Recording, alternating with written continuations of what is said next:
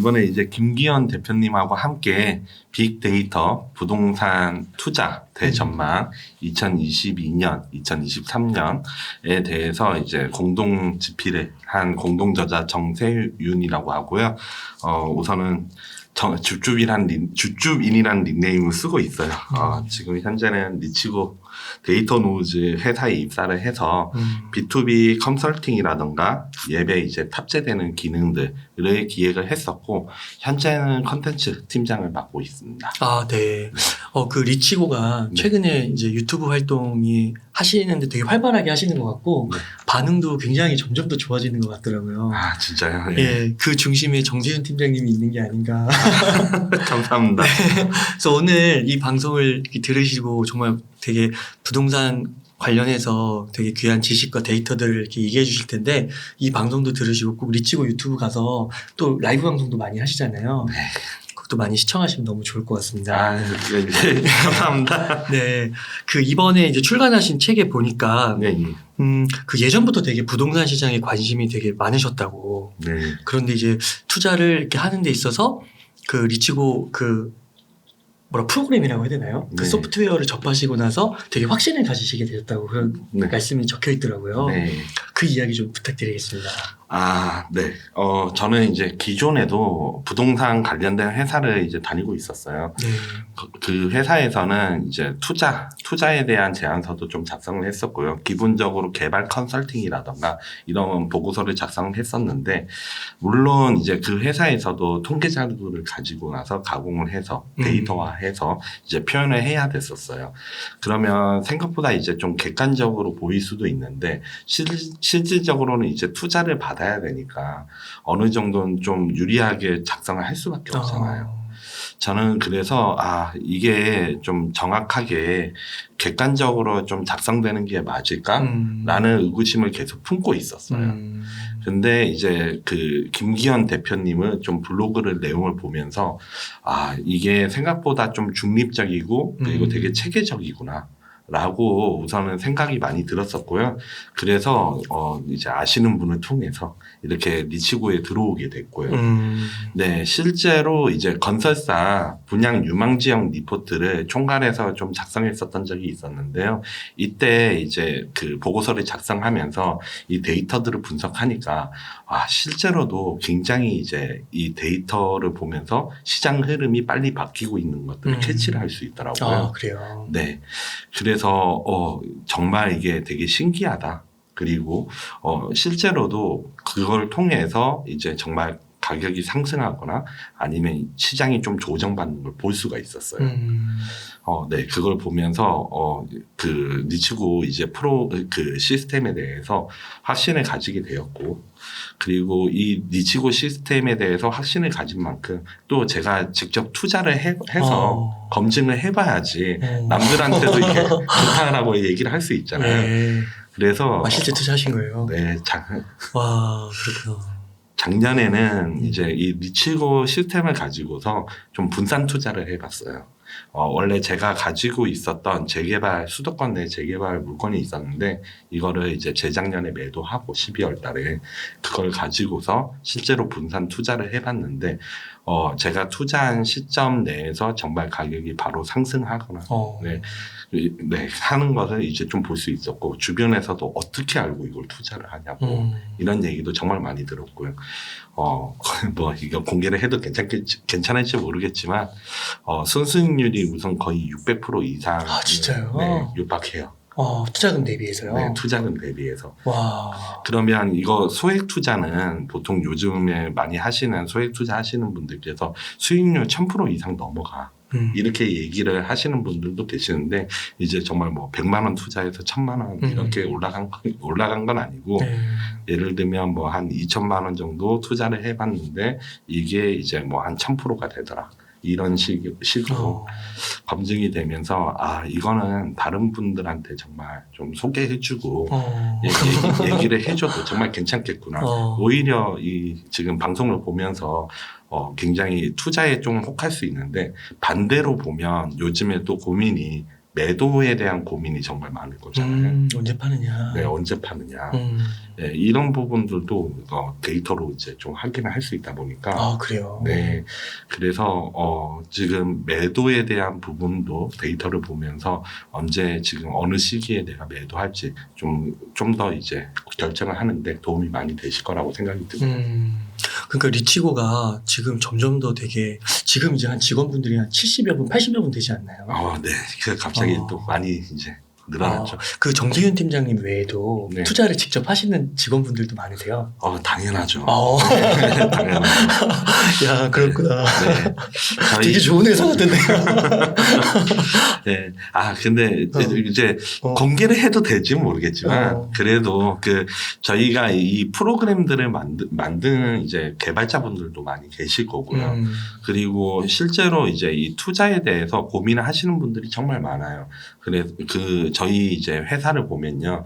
부동산뿐만 아니고 자산 배분도 있거든요. 주식도 있잖아요. 네. 김성일 이사님인가요? 네. 홍춘호 이제 홍춘호 박사님도 계시고. 네, 박사님하고 김성희 이사님 계시죠. 그러면 이 프로그램을 만들어 왔으니까 이제 다 관심을 가지는 거죠. 그래서 자산 배분 한번 해봐야지 이러고 지금 해보고 있고 실제 이것도 이제 수익률이 거의 10% 이상 나오고 있어요. 지금 시장이 안 좋잖아요. 그래도 꾸준히 지금 수익률을 내고 있고 그리고 다른 분들이 이게 투자에 관심이 많으니까 어떻게 하면 좀 더 투자하는데 도움이 될까 이런 고민을 하면서 그거 덕업일치인데 일하고 자기의 그 회사의 이익과 나의 이익이 일치된 거잖아요. 그렇죠, 맞아요. 와, 그렇구나. 네. 이거 어떻게 사람 안 뽑나요 지금? 되게 들어가고 싶어하시는 분들 많을 것 같은데. 김기현 대표님께서 이제 언제든지 그 메일 줘라. 네, 메일 주면 니치고에서 뭘 할 수 있는지 그리고 니치고와 어떻게 동방 성장을 할 수 있는지 이게 부합이 된다면 언제든 환영이다. 이렇게 말씀을 주시거든요. 그래서 관심 있으신 분들 메일 주시면 대표님께서 직접 보세요. 네. 네. 그렇군요. 네.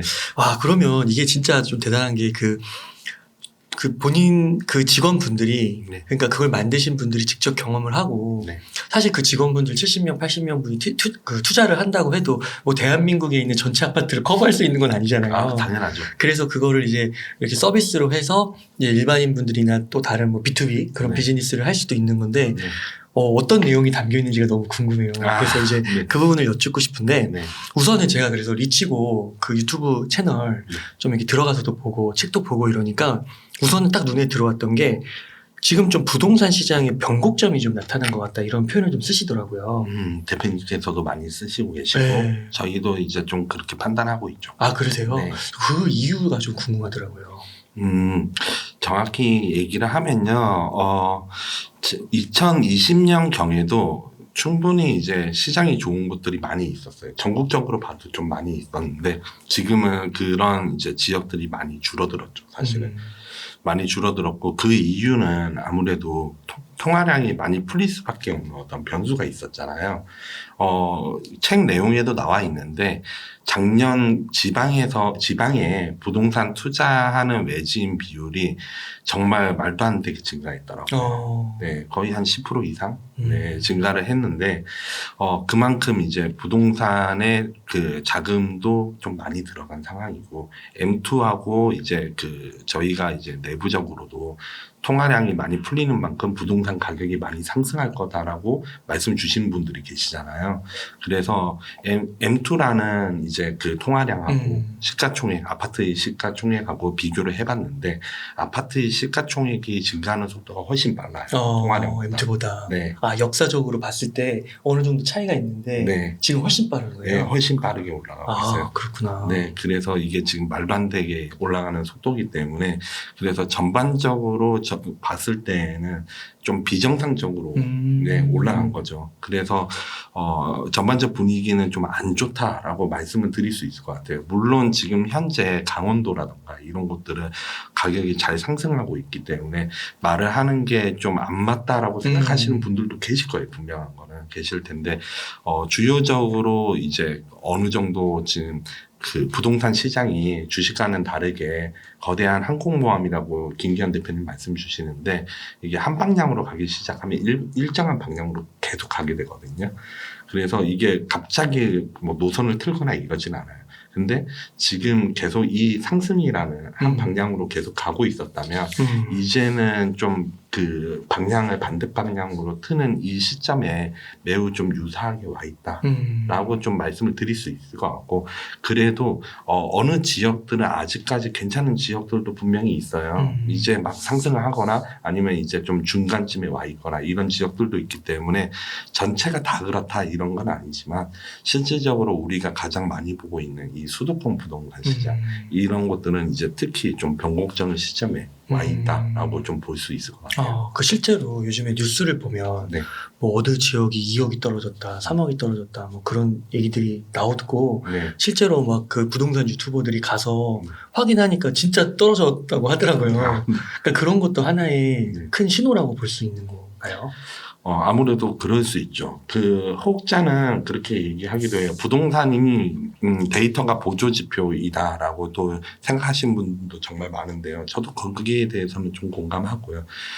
부동산을 볼 때 이제 어느 지역은 조망권에 따라서 가격이 정말 어떤 동과 다른 동이 정말 차이가 많이 나는데 실제로 이 동이 거래된 게 아니고 이 동이 거래돼서 가격이 떨어진 것처럼 보일 수도 있고 네. 그리고 다른 어떠한 특수한 경우로 인해서 초등학교가 초품화라고 하죠, 요즘에. 초품화 같은 경우에는 거래가 좀 잘 안 되니까 여긴 실질적으로 떨어지지 않았다라고 또 말씀을 주장하시는 분들도 많이 계세요. 내용이 있는데, 거시적인 흐름에서 봤을 때는 분명한 거는 이 지역이 전체적으로 침체하기 시작하면 얘라고 좋을 수는 없다는 거죠. 실제로 얘기를 하자면요. 근데 말씀 주신 것처럼 그 신호가 조금씩 오고 있잖아요. 지금 데이터로 제가 확인을 못 해드려서 말로만 하고 있지만 가격 증가율이 굉장히 높았었던 이제 그 증감률 자체가 증가율이 높았었던 아파트 군들은 과거에도 실제로 더 낙폭이 컸었어요. 지금 뭐 2억이 떨어졌더라, 3억이 떨어졌더라 이렇게 얘기하는 이 아파트 군들이 실질적으로 좀 증가율이 훨씬 높았었던 그런 아파트 확률들이 있고요. 그리고 여기에서 좀 떨어진 게 조금 조정 받았다가 다시 올라갈 거야 이렇게 생각할 수 있는데 시장의 큰 전체적 분위기를 좀 볼 필요가 있다 여기에서는 이렇게 말씀드릴 수 있을 것 같아요. 혹시 그러면 그게 이제 변곡점이 왔다는 거는 그럼 지금까지는 엄청 올라왔는데 그게 이제 여기서부터 항공모함이 이제 약간 방향을 선회해서 가격이 좀 내려가는 쪽으로 천천히 이제 흘러갈 것이다. 그렇게 좀 봐도 되는 걸까요? 서울 수도권 중심으로? 서울 수도권은 좀 그렇게 될 확률이 많이 있습니다. 네. 그렇군요. 근데 사이클은 이제 지역마다는 조금씩 다를 수 있는 거고. 책에서도 여러 가지 지표를 설명해 주셨잖아요. 네, 예. 그 부분 좀 언급해 주실 수 있으실까요? 책에서 주요 9가지 지표가 있습니다. 이제 우리가 흔히 소득이나 물가가 이제 인상하고 있잖아요. 요즘 특히나 인플레이션이라고 해서 물가 인상 많이 얘기하고 물가 인상으로 인해서 부동산 가격이 상승할 거다. 이런 내용들이 있는데 실제 책의 이제 빅데이터의 지표에서도 보면요. 물가의 상승률과 그리고 아파트 가격의 상승률을 비교해서 여기가 고평가되어 있는지 저평가되어 있는지 여부를 확인을 해요. 다. 네. 그리고 마찬가지로 소득과 비교해서도 중위 가구 소득과 비교해서 아파트의 이제 가격과 비교해 봤을 때 충분히 지금 PIR이 높은지 낮은지 이런 걸 비교해서도 저평가인지 고평가인지 확인하고 그리고 전세하고 이제 그 매매가 있잖아요. 그러면 전세가 과거부터 어느 정도 증가를 했는데 매매가 어느 정도가 증가가 됐는지 이걸 상호 비교를 해서요. 전세 대비해서 매매 가격이 고평가인지 저평가인지 이 여부도 확인을 합니다. 네. 더불어서 이제 주택 구매력 지수라는 게 있어요. 이거는 이제 대출을 상환할 수 있는 능력을 보는 건데 이 주택 구매력 지수가 지금 현재 대출을 상환할 수 있는 능력이 좋은지 안 좋은지 이런 걸 보고요. 우리 요즘에 흔히 공급하고 수요를 얘기를 하죠. 네. 입주 물량하고 미분양 물량 다 확인을 합니다. 그러니까 그런 게 이제 역사적으로 예를 들어 이렇게 어느 정도 이렇게 평균치가 있는 건데 이게 이제 지금 이렇게 더 벌어지는 그런 현상들이 벌어지면 네. 이게 결국에는 이렇게 어느 정도 그 역사적 평균에 네. 수렴한다 이런 개념인 건가요? 네, 그런 개념이기도 하고요. 과거와 비교를 해보는 개념이기도 하고요. 실질적으로 그 데이터가 이러니까 가격이 무조건 하락할 거야. 이렇게 얘기를 하는 건 아니에요. 다만 과거와 비교를 해서 봐도 현재 얼마나 많이 차이가 나는지 이거를 확인을 해보고 과거와 비교해봐서도 지금 현재 굉장히 이제 좀 높은 수준에 있으니까 차이가 많이 벌어져 있으니까 위험하다고 데이터는 경고를 하고 있어. 아, 그렇구나. 네, 이렇게 이제 받아들이면 좋을 것 같아요. 근데 지금 말씀을 들으면서 네. 제가 되게 연상이 되는 게 주식시장도 네. 그 올해 초 1월부터 계속 좀 이제 미국 시장 보면은 계속 떨어지고 있고 지금 엄청 막 대폭락이 며칠 동안 계속 펴지면서 되게 그 혼란스러워 하시는 분들이 많은데 네.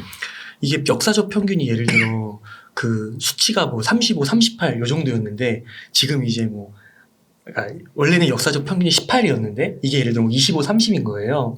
근데 이때도 계속 올라갈 것 같은 기분에 취해 있었는데 결국에는 이게 지금 역사적 평균으로 왔더라고요. 네. 그러니까 이런 식으로 이 부동산도 꼭 그렇게 되리라는 그런 건 아니지만 그렇게 될 확률이 높다. 네. 데이터적으로 봤을 때. 네. 또 한 가지 되게 중요한 게 그동안 그 아파트 갭 투자라고 하나요? 그런 것도 되게 유행이었잖아요. 네. 근데 지금은 그 갭률이 그러면 매매가가 많이 오르고 전세가는 그만큼 못 오른 거고 뭐 이런 식으로 되는 건가요? 이 갭. 여기에서는 이제 네. 좀 하자고 하면 아까 말씀드린 이제 전세 대비 저평가 인덱스 때문에 말씀 주신 것 같아요. 네. 수도권 시장 자체는 이제 그 차이가 많이 벌어진 것도 있지만 제가 아까 말씀을 못 드린 것 중에 전세가율 추이에 대해서도 책에 적혀 있거든요.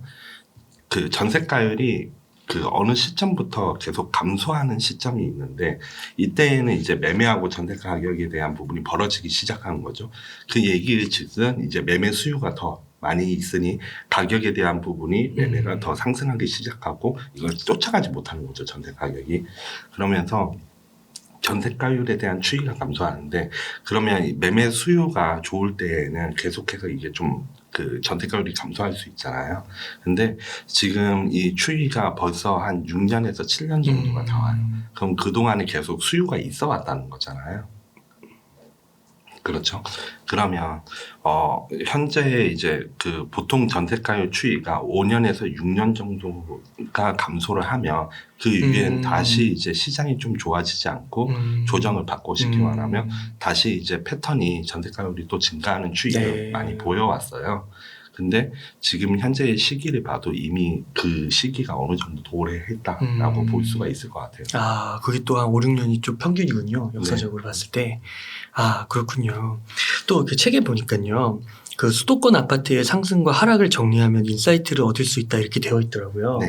수도권 아파트만의 좀 특징이 있는 건가요? 이게 명확하게 그 부동산 사이클이 있어요. 우리가 흔히 바이오 리듬 얘기하잖아요.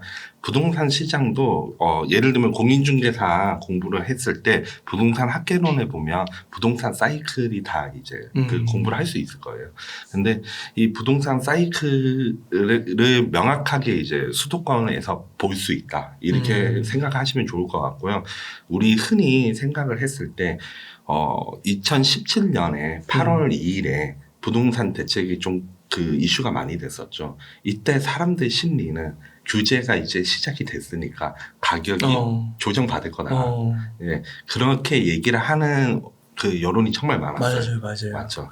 저도 그때 집 사는 타이밍을 놓쳤어요. 그래서 그때 못 사신 분들 정말 많아요. 제 주변에서도 그랬고요. 신길 센트럴자이라고 해서 그 신길 뉴타운에서 좀 입지가 좋은 데가 있는데 그때 시기였던 건 기억이 나요. 확실한 건. 그래서 실제로 전세가도 좀 내려갔던 것 같은데 그때 네, 그 시기 때 그 사람들은 이제 집값을 좀 어떻게 보면 조정에 좀 많은 분들이 베팅을 했지만 실질적으로는 상승을 했었잖아요.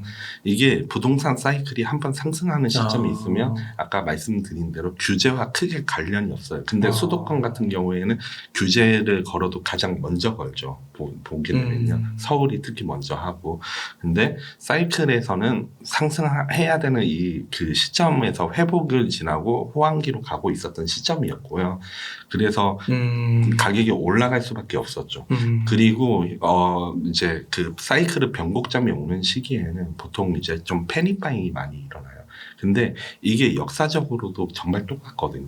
당시에도 규제, 그때는 이제 투기 지역으로 많이 걸었었죠. 과거에도 이 시기 때에도 규제와 상관없이 가격이 많이 올랐어요. 그리고 그때 당시에 기사를 찾아보더라도 거래량이 2006년 이후로 패닉바잉 시기에 가장 많았다라고 이제 하는 기사를 찾아볼 수 있어요. 당시에도 패닉바잉이었거든요. 그래서 이 시기가 어느 정도 끝나게 되면 시장 변곡점이 오기 시작해요. 그거를 명확하게 수도권을 빗대서 보면 과거와 현재가 유사한 흐름으로 가고 있는 거를 볼 수 있기 때문에 이 부동산 시장 흐름의 인사이트를 수도권 시장 흐름에 빗대어 보면 명확히 알 수 있다라고 말씀을 드리는 거예요. 그게 사이클이라고 하면은 상승과 하락의 사이클인데 그 당시 2017년 그 당시는 이게 뭐 규제를 하고 뭐 아파트값 못 올리게 규제를 하려고 했지만 그게 상승의 초입기였기 때문에 그런 게 있어도 그냥 가는 거고. 근데 지금도 그러면 약간 지금은 이제 변곡점이고 꺾이는 시기인데 지금도 약간 그런 이슈들이 있잖아요. 대출 완화라든지 뭐 일기 그 신도시 재건축 재개발 뭐 그런 이슈라든지 그러니까 그런 게 좀 있어도 그러면 이거는 되돌릴 수가 없다라고도 볼 수 있는 건가요? 자, 그러면 우리 2008년에 이슈 있었던 거 혹시 기억나는 거 있으세요? 서브프라임? 그때 금융위기가 나오기 전에 당시에 이제 보시면 그때 정권이 교체됐었죠. 그 정권이 교체됐었을 때 그 가장 처음에 그 언급했었던 게 공급 부족이었어요. 네. 예. 그러면 우리 흔히 알고 있는 서울에 유타운 알고 계시죠? 네, 맞아요. 그렇죠. 그 시기에 유타운. 아, 그래요? 네. 그 시기 때 공급이 부족하다. 마곡지구와 위례 신도시 이런 것들이 나오던 그 시점이었고 가장 그때 규제를 먼저 풀기 시작했던 것도 양도세예요. 네. 거의 지금 좀 많이 매칭되지 않나요? 맞아요. 네. 규제가 완화되니까 사람은 심리는 좀 그럴 거예요. 아, 이제 다시 부동산 시장이 좀 숨통이 트일 거다. 네, 그리고 실제로 지금 이제 지방선거도 얼마 남아있지 않기 때문에 저도 제가 지금 당장에 뭔가 하락한다. 지금 그 시장이 조정받는다. 이렇게 얘기하는 건 아니거든요. 조금 더 상승할 여지는 있죠. 상승할 여지는 있는데 그만큼 또 수요가 감소하는 거잖아요. 우리 작년에 대출 규제하면서 매물이 급격히 전국적으로 증가하고 시장이 한 번 안 좋았던 걸 경험했잖아요. 이 시기가 한 번 더 어떠한 변수로 인해서 오게 됐을 때 이때는 이제 걷잡을 수 없는 상황이 이제 발생할 수 있어요. 그걸 받아줄 수 있는 수요가 없는 거죠? 그렇죠. 네. 이때를 대비해서 조심해라. 지금 뭐 조금 더 상승하는 거에 대해서 어떻게 보면 너무 연연해 하지 말고 부동산이라는 건 특히나 투자 자산으로 만약 비유를 한다고 하면 가장 비유동성 자산. 길게 봐야 되는 거죠. 네, 길게 봐야죠. 그래서 이 부동산 관련해서는 또 좀 호흡을 길게 봐야 되기 때문에 이런 점 때문에 특히나 지금 경고의 메시지를 좀 드리는 거죠. 지금 변곡점이 시작될 수 있으니까 조심했으면 좋겠습니다. 그 본인들의 자산을 최대한 좀 잘 지킬 수 있었으면 좋겠습니다. 라는 좀 메시지를 많이 담고 있죠. 그러니까요. 진짜 그 1억, 2억만 싸게 사도 그 진짜 사실 그거 막 대출이니까 그냥 막 빌려서 그냥 순식간에 1억, 2억이 통장에 찍히는 거지만 그거 돈으로 근로소득으로 벌려고 하면 진짜 힘들잖아요. 많이 힘들죠. 그러니까요. 조심하긴 진짜 조심해야 될 것 같아요. 이번에 주식시장도 마찬가지인 게, 그 미국 시장 이렇게 되면서 그 전까지는 다 이렇게 돈 많이 벌었지만 지금 거의 2000년 후반 그때로 회귀를 해버렸거든요. 그러니까 힘들어 하시는 분들, 왜냐면 거의 1년을 까먹은 거잖아요. 네. 그러니까 진짜 조심해야 되는 것 같아요. 그러면 이제 만약에 변곡점이 이제 꺾여가지고 조심스럽게 이렇게 내려가는 거예요. 그러면 이제 하락을 예상한다고 했을 때 한 몇 년도까지 혹시 뭐 너무 꼬치꼬치 너무 구체적으로 여쭤보는 것 같긴 한데 아닙니다. 그 의견으로만 제시해주면 저희가 또 참고를 할 수 있으니까요. 한 몇 년까지 앞으로 몇 년 동안 몇 프로 정도 이런 게 좀 있을까요? 하락 관련해서요. 참 이게 이 질문이 참 많이 받는 질문이기도 해요. 많이 받는 질문이기도 한데 정확하게 몇 년도까지 하락할 거다라는 거는 제가 생각했을 땐 거의 신의 영역에 가깝다라고 생각을 해요. 과거에 이제 서울 강남구의 그 최대 가격 하락률을 보면 평균적으로는 마이너스 14.96%예요. 그리고 강남구라고 하면 여기 강남 3구? 네, 강남구를 얘기하고 있어요. 아, 강남구? 네, 강남구. 평균적으로? 예, 평균적으로. 그리고 가장 이제 좀 낙폭이 컸었던 아파트들을 대체적으로 보면 마이너스 33%에서 36% 사이예요. 와, 정말 많이 빠졌네요. 네. 근데 과거보다도 현재의 증가율이 훨씬 더 증가를 많이 했고 그 상승에 대한 폭이 좀 컸었죠.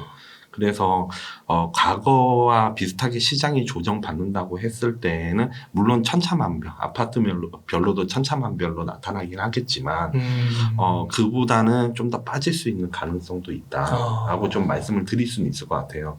그리고 하락 시기에 대한 부분은 언제까지 빠진다라고 정확히 얘기하기는 어렵지만 이제 보통 짧게 보면 뭐 한 4, 5년이 될 수도 있고 길게 보면 8년까지도 될 수는 있겠죠. 하지만 가장 좀 베스트 타이밍, 그러니까 정말 어느 정도 조정을 다 받았다라고 볼 수 있는 시점이라고 하면 제가 생각했을 때에는 대출을 최대한 다 풀어준다. 그리고 강남 3구가 가장 규제가 마지막에 풀렸거든요. 네, 그 2012년에 이제 좀 정리가 됐었는데 이 강남 3구까지 규제 지역이 완전히 해제된다. 그리고 마지막으로 많은 사람들이 서울은 집을 사면 안 돼. 라는 인식이 되게 팽배할 때.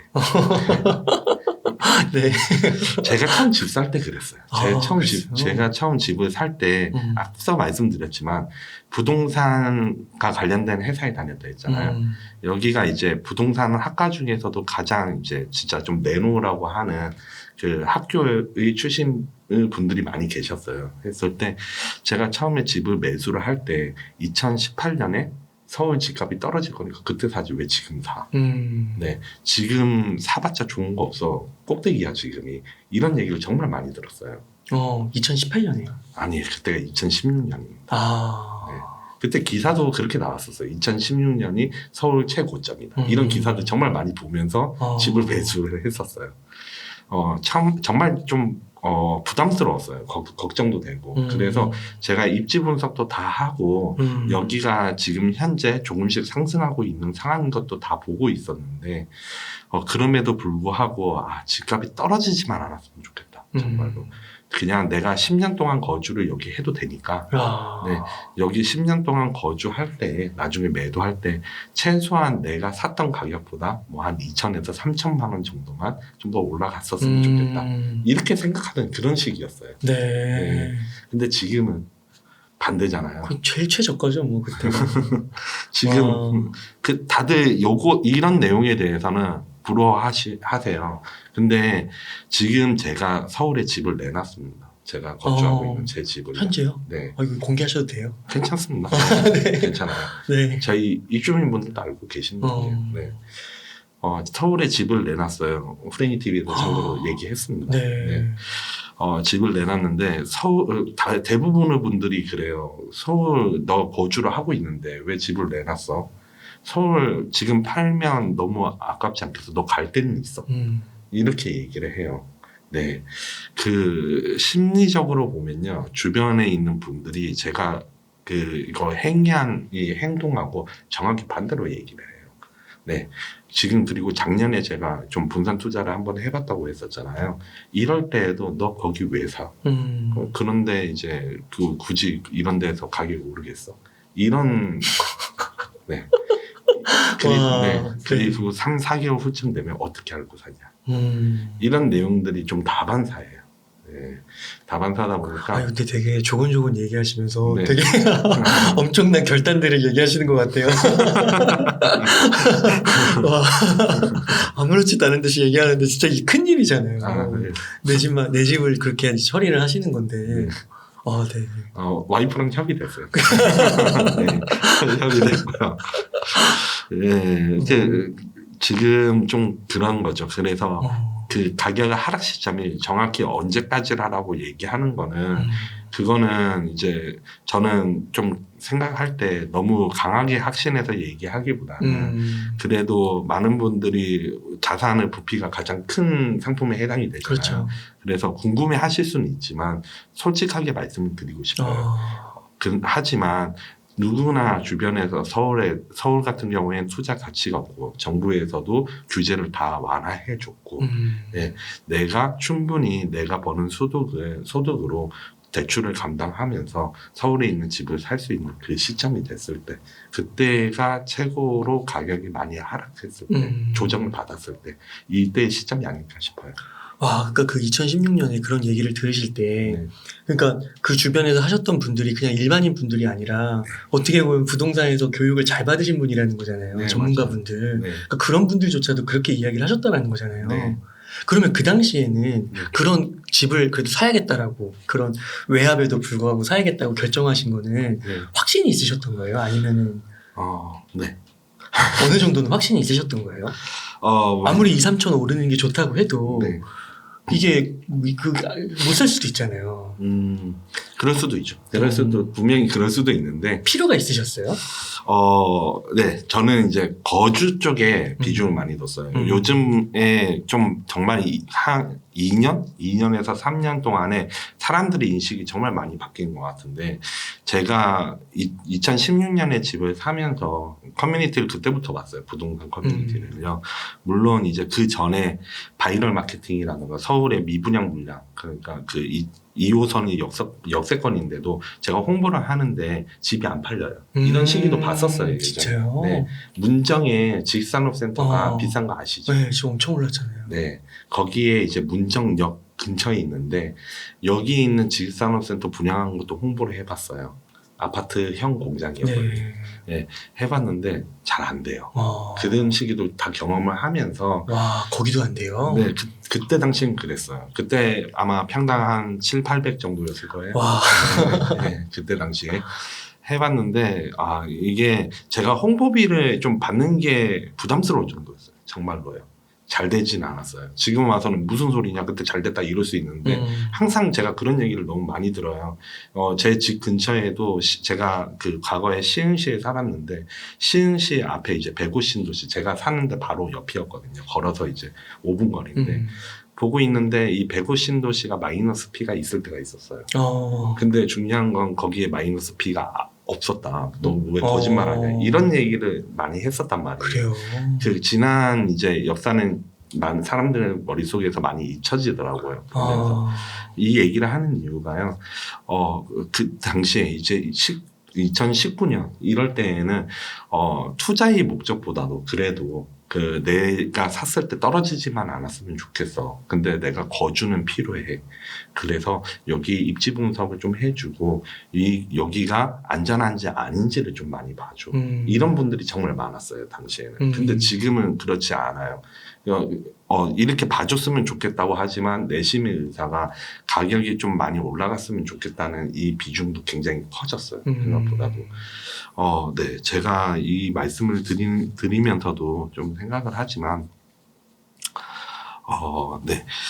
부동산, 이제 서울 부동산 시장 자체가 뭐 제가 얘기하는 거하고 완전 똑같이 이루어질 거다라고 저도 생각하지는 않아요. 생각하지는 않는데, 적어도 그 거주 목적이 가장 좀 우선시 됐으면 좋겠습니다. 저는 이제 당시에 우스갯소리 좀 말씀드릴게요. 왕십리가 회사였거든요. 근데 왕십리가 하나 주거에서 불편한 점이 있어요. 어떤 게 있냐면요. 주차가 굉장히 불편해요. 네. 그래서 주차가 안 되니까 이제 그 오피스텔 전세를 살고 있었거든요. 주차가 가능한 집을 알아보고 있었어요. 근데 그 집도 당시에 전세가 1억 5천 정도였거든요. 근데 서대문구 어디에 12평짜리 아파트를 보니까 아파트 가격이 1억 9천인 거예요. 그러면서 근데 이제 아파트는 기본적으로 매수를 하면 주차가 가능하잖아요. 이럴 것 같으면 집을 좀 살까? 이런 이제 4천 차이니까. 네. 이런 생각으로 우선 알아보기 시작했어요. 당시 주차가 불편하니까 거주에 대한 부분은 이제 생각을 우선시하게 되다 보니까. 근데 저희 마음도 떨어지지만 않았으면 좋겠다죠. 그래서 입지 분석을 많이 했어요. 당시에 서대문이라는 곳은 종로나 마포구 사이에 껴 있는데 기본적으로 당시에도 서대문구가 가격이 대체적으로 낮았어요. 네. 그리고 앞에 경희궁자이 아시죠? 대장이잖아요. 네. 경희궁자이가 그때 공사가 한참 마무리 중이었어요. 근데 경희궁자이 뒤편에는 보면 부가현 2구역과 3구역이 있었고 당시에 부가현 3구역이 관리처분 인가가 날 거다라는 이슈가 있었어요. 네. 그래서 이런 이제 그 공급들이 들어오고 있고 이런 것들이 인프라가 이제 변화될 거니까 적어도 여기가 살기 더 좋아지게. 떨어지지는 않겠구나. 네. 살기 좋아진다는 거는 또 기본적으로 수요가 들어오니까. 당시에 제가 이걸 매수를 할 때에는 사람들이 오히려 걱정해 줬어요. 왜 걱정을 했냐. 야, 앞에 신축 아파트도 들어오고 옆에 뒤에 이 재개발구역 이거 개발되면 공급이 너무 많아서 인근에 있는 구축 아파트 가격이 떨어지는 거 아니야. 그렇구나. 네, 이렇게 얘기를 하던 시절이었어요. 실제로 부동산 트렌드쇼를 2017년에 가서 그때 당시에는 이제 앉아가지고 어떠한 이제 전문가분이라고 하는 분들한테 그 컨설팅을 받을 수 있었거든요. 그래서 이분한테도 받아보고 저분한테도 받아보고 했는데 대체적으로 이 부가현 여기 재개발은 보지도 마라. 쳐다보지도 마라. 진짜요? 네. 공급이 너무 많으니까. 와. 요런 것들은 이제 신촌대로 따라서 공급이 너무 많아질 거니까 사지 마라. 안 좋다. 이런 거 보지 마. 이렇게 얘기를 하던 시절이었어요. 와. 네. 그래서, 그렇구나. 네. 그런 시절이 있었죠. 네, 그런 시절이 있었어요. 철저하게 저는 거주 관점으로 본 거예요, 당시. 왜 여기 공급 들어오면 뭐 어때? 여기가 신축 아파트 옆에 생기면 좀 더 주거 환경이 정비돼서 깨끗해질 건데. 그럼 내가 거주하기 편하잖아. 그리고 경유자이가 앞에 있는데 여기가 이제 광화문 직장인 분들. 네, 좋죠. 네, 좋잖아요. 그래서 제가 일을 하면서 여기에 사택을 구할 일이 있었어요. 실제로도 그 당시에 2016년에 보고 있는데 가격이 이 인근에서 조금씩 계속 올라가고 있는 것도 보이고 경유자이도 비싸고 하니까 여기가 나중에 어느 정도 자리를 잡으면 인근에 있는 아파트 가격들도 어느 정도 좀 따라가겠지 이런 계산이 깔려 있었어요. 네. 그렇게 해서 매수를 했었습니다. 야, 그렇군요. 그러니까 이게 사람의 기억이 정말 잘 잊혀진다라고 하는 게 정말 그런 것 같아요. 망각의 동물이라고. 네. 그렇군요. 그러면은 대략적으로 그런 이제 사이클을 어떻게 보면 한번 보신 거잖아요. 네. 경험을 하시고. 정말 근데 딱 먼저 말씀을 들으면서 드는 생각이 똑같이 서울을 사는데 정말 보는 내용이 너무 다르다. 그러니까 이게 진짜 사람이 어떤 관점을 갖고 어떤 지식과 관심을 갖고 보느냐에 따라서 현상을 보더라도 이게 정말 완전 다른 거구나. 진짜 그런 걸 많이 느끼게 되네요. 그러면은 만약에 좀 떨어진다고 했을 때는 물론 이제 신의 영역이긴 하지만 여기서도 한 5년, 6년 이렇게 좀 봐야 되는 건가요? 길게 보면 그렇게 볼 가능성이 큽니다. 물론 이제 한번 좀 떨어지다가 정부에서도 어떤 부양책이 또 들어온다고 하면 물론 아까 규제의 영향과 크게 관련 없습니다라고 하지만 어느 정도는 사람 심리가 규제하고 관련이 있으니까 계속 그런 질문이 들어오잖아요. 그러면 큰 방향성에서는 좀 조정을 받으면 아까 주신 대로 짧게 보면 4년, 5년 정도 또 소요될 수 있는데 그 사이에서는 조금 더 약상승을 또 했다가 또 떨어지는 경우가 있을 거고요. 사람들이 철저하게 아까 말씀드렸듯이 철저하게 서울은 투자 가치가 이제 끝났다, 없다. 여기는 지금 사면 안 된다. 이런 시점이 도래할 때까지 그 시점이 제가 판단을 할 때에는 한 4, 5년 정도는 분명히 소요될 거다. 네. 왜냐하면 사람 인식이 바뀌는 것도 정말 시간이 많이 걸렸잖아요. 그러니까요. 네. 2018년에서 19년까지 아까 그래서 그런 말씀을 드렸던 거예요. 그때는 철저하게 좀 주거 환경이 괜찮은 곳. 떨어지지만 않았으면 좋겠다. 이런 인식이 강했다면 이 인식이 2020년에 와서는 대체적으로 내가 더 투자를 잘해. 내가 전문가야. 이런 분들도 꽤 많아졌고요. 그리고 부동산은 무조건 불패야. 절대 안 떨어져. 여태까지 과거부터 보면 떨어진 적이 없어. 그래서 너네가 말하는 것도 다 틀려. 이런 내용으로 바뀌는 것들이 실질적으로 보면 뭐 한 3년, 그리고 길게 보면 한 4, 5년 걸린단 맞네요. 말이에요. 네, 맞네요. 네. 그래서 비슷하게 그 정도는 소요돼야 되지 않을까 이런 생각이 있습니다. 자, 그런 것 같습니다. 와, 그렇구나. 네. 그러면요, 그 팀장님, 그 서울 수도권을 조금 이제 매수를 하고 싶은 분들은 네. 조금 기다릴 필요도 솔직히 좀 있겠네요. 저는 그렇게 말씀드립니다. 집을 내놓으셨으니까. 저는 지금은 아직 보유 중이기 때문에 제가 보유하고 있음에도 불구하고 이런 얘기를 하고 있는 거죠. 그러니까 앞뒤가 안 맞고 싶지는 않아요, 사실은요. 와, 진짜 대단하신 것 같아요. 네. 진짜 솔직하신 것 같아요. 와, 그렇구나. 혹시 그러면 이제 아까 말씀해주신 게 서울 수도권과 지방의 어떤 지역들이 좀 사이클이 다르다. 네. 예를 들면 강원도 같은 강릉 같은 경우는 조금 오르고 있는 지금 현재 그렇죠. 그런 거 있다. 그렇게 얘기해 주는데 지금 그러면 조금 매수를 한다면 좀 추천이라고 하기 좀 그렇지만 괜찮은 사이클에 올라와 있다. 이런데 좀 지역이 몇 군데만 좀 소개해 줄 수 있으실까요? 기장님은 지금 유튜브로 하고 있으니까요. 제가 이거 좀 편하게 말씀드릴게요. 네. 리치고에서 그냥 예비라던가 뭐 어플이라던가 아니면 그냥 PC로 켜서 간단하게 보시면 저희 여기 랭킹에 투자 점수라는 게 있어요. 이 투자 점수가 전세가율하고 주택 구매력 지수 그리고 신규 공급 물량이라든가 네. 미분양 물량 그리고 계속 아까 말씀드렸던 저평가 지수를 모두 섞어놓은 거거든요. 이 랭킹으로 해서 시군구를 한번 보시면요. 지금 현재 거제시 네. 그리고 창원시 진해구 그리고 당진시 여기가 지금 투자 점수가 가장 좋게 나와요. 근데 이 지역들의 공통점도요. 2020년 초부터는 가격이 상승하기 시작했어요. 이미 어느 정도 상승하고 있음에도 불구하고 투자 점수가 좋게 나타나고 있는 겁니다. 네. 근데 여기에서 거제시하고 창원시 진해구 같은 경우에 공통점이 하나가 있어요. 혹시 아세요? 조선업. 그죠. 맞아요. 네.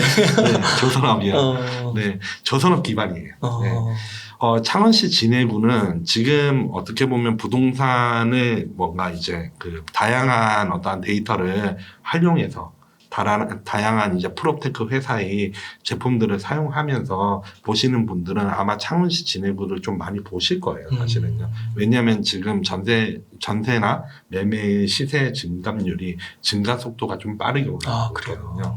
네. 창원시 진해구 같은 경우에는 이제 일자리 중에 국민연금 가입자 수가 가장 높은 곳이 이제 K조선이라는 곳이고요. 네.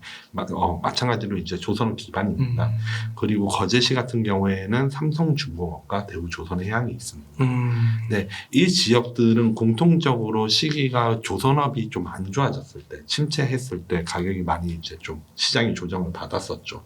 특히나 매매 시세보다도 전세 시세가 훨씬 많이 빠졌었어요. 거제시 같은 경우에는. 그래서 아직도 현장에 가서 보면요.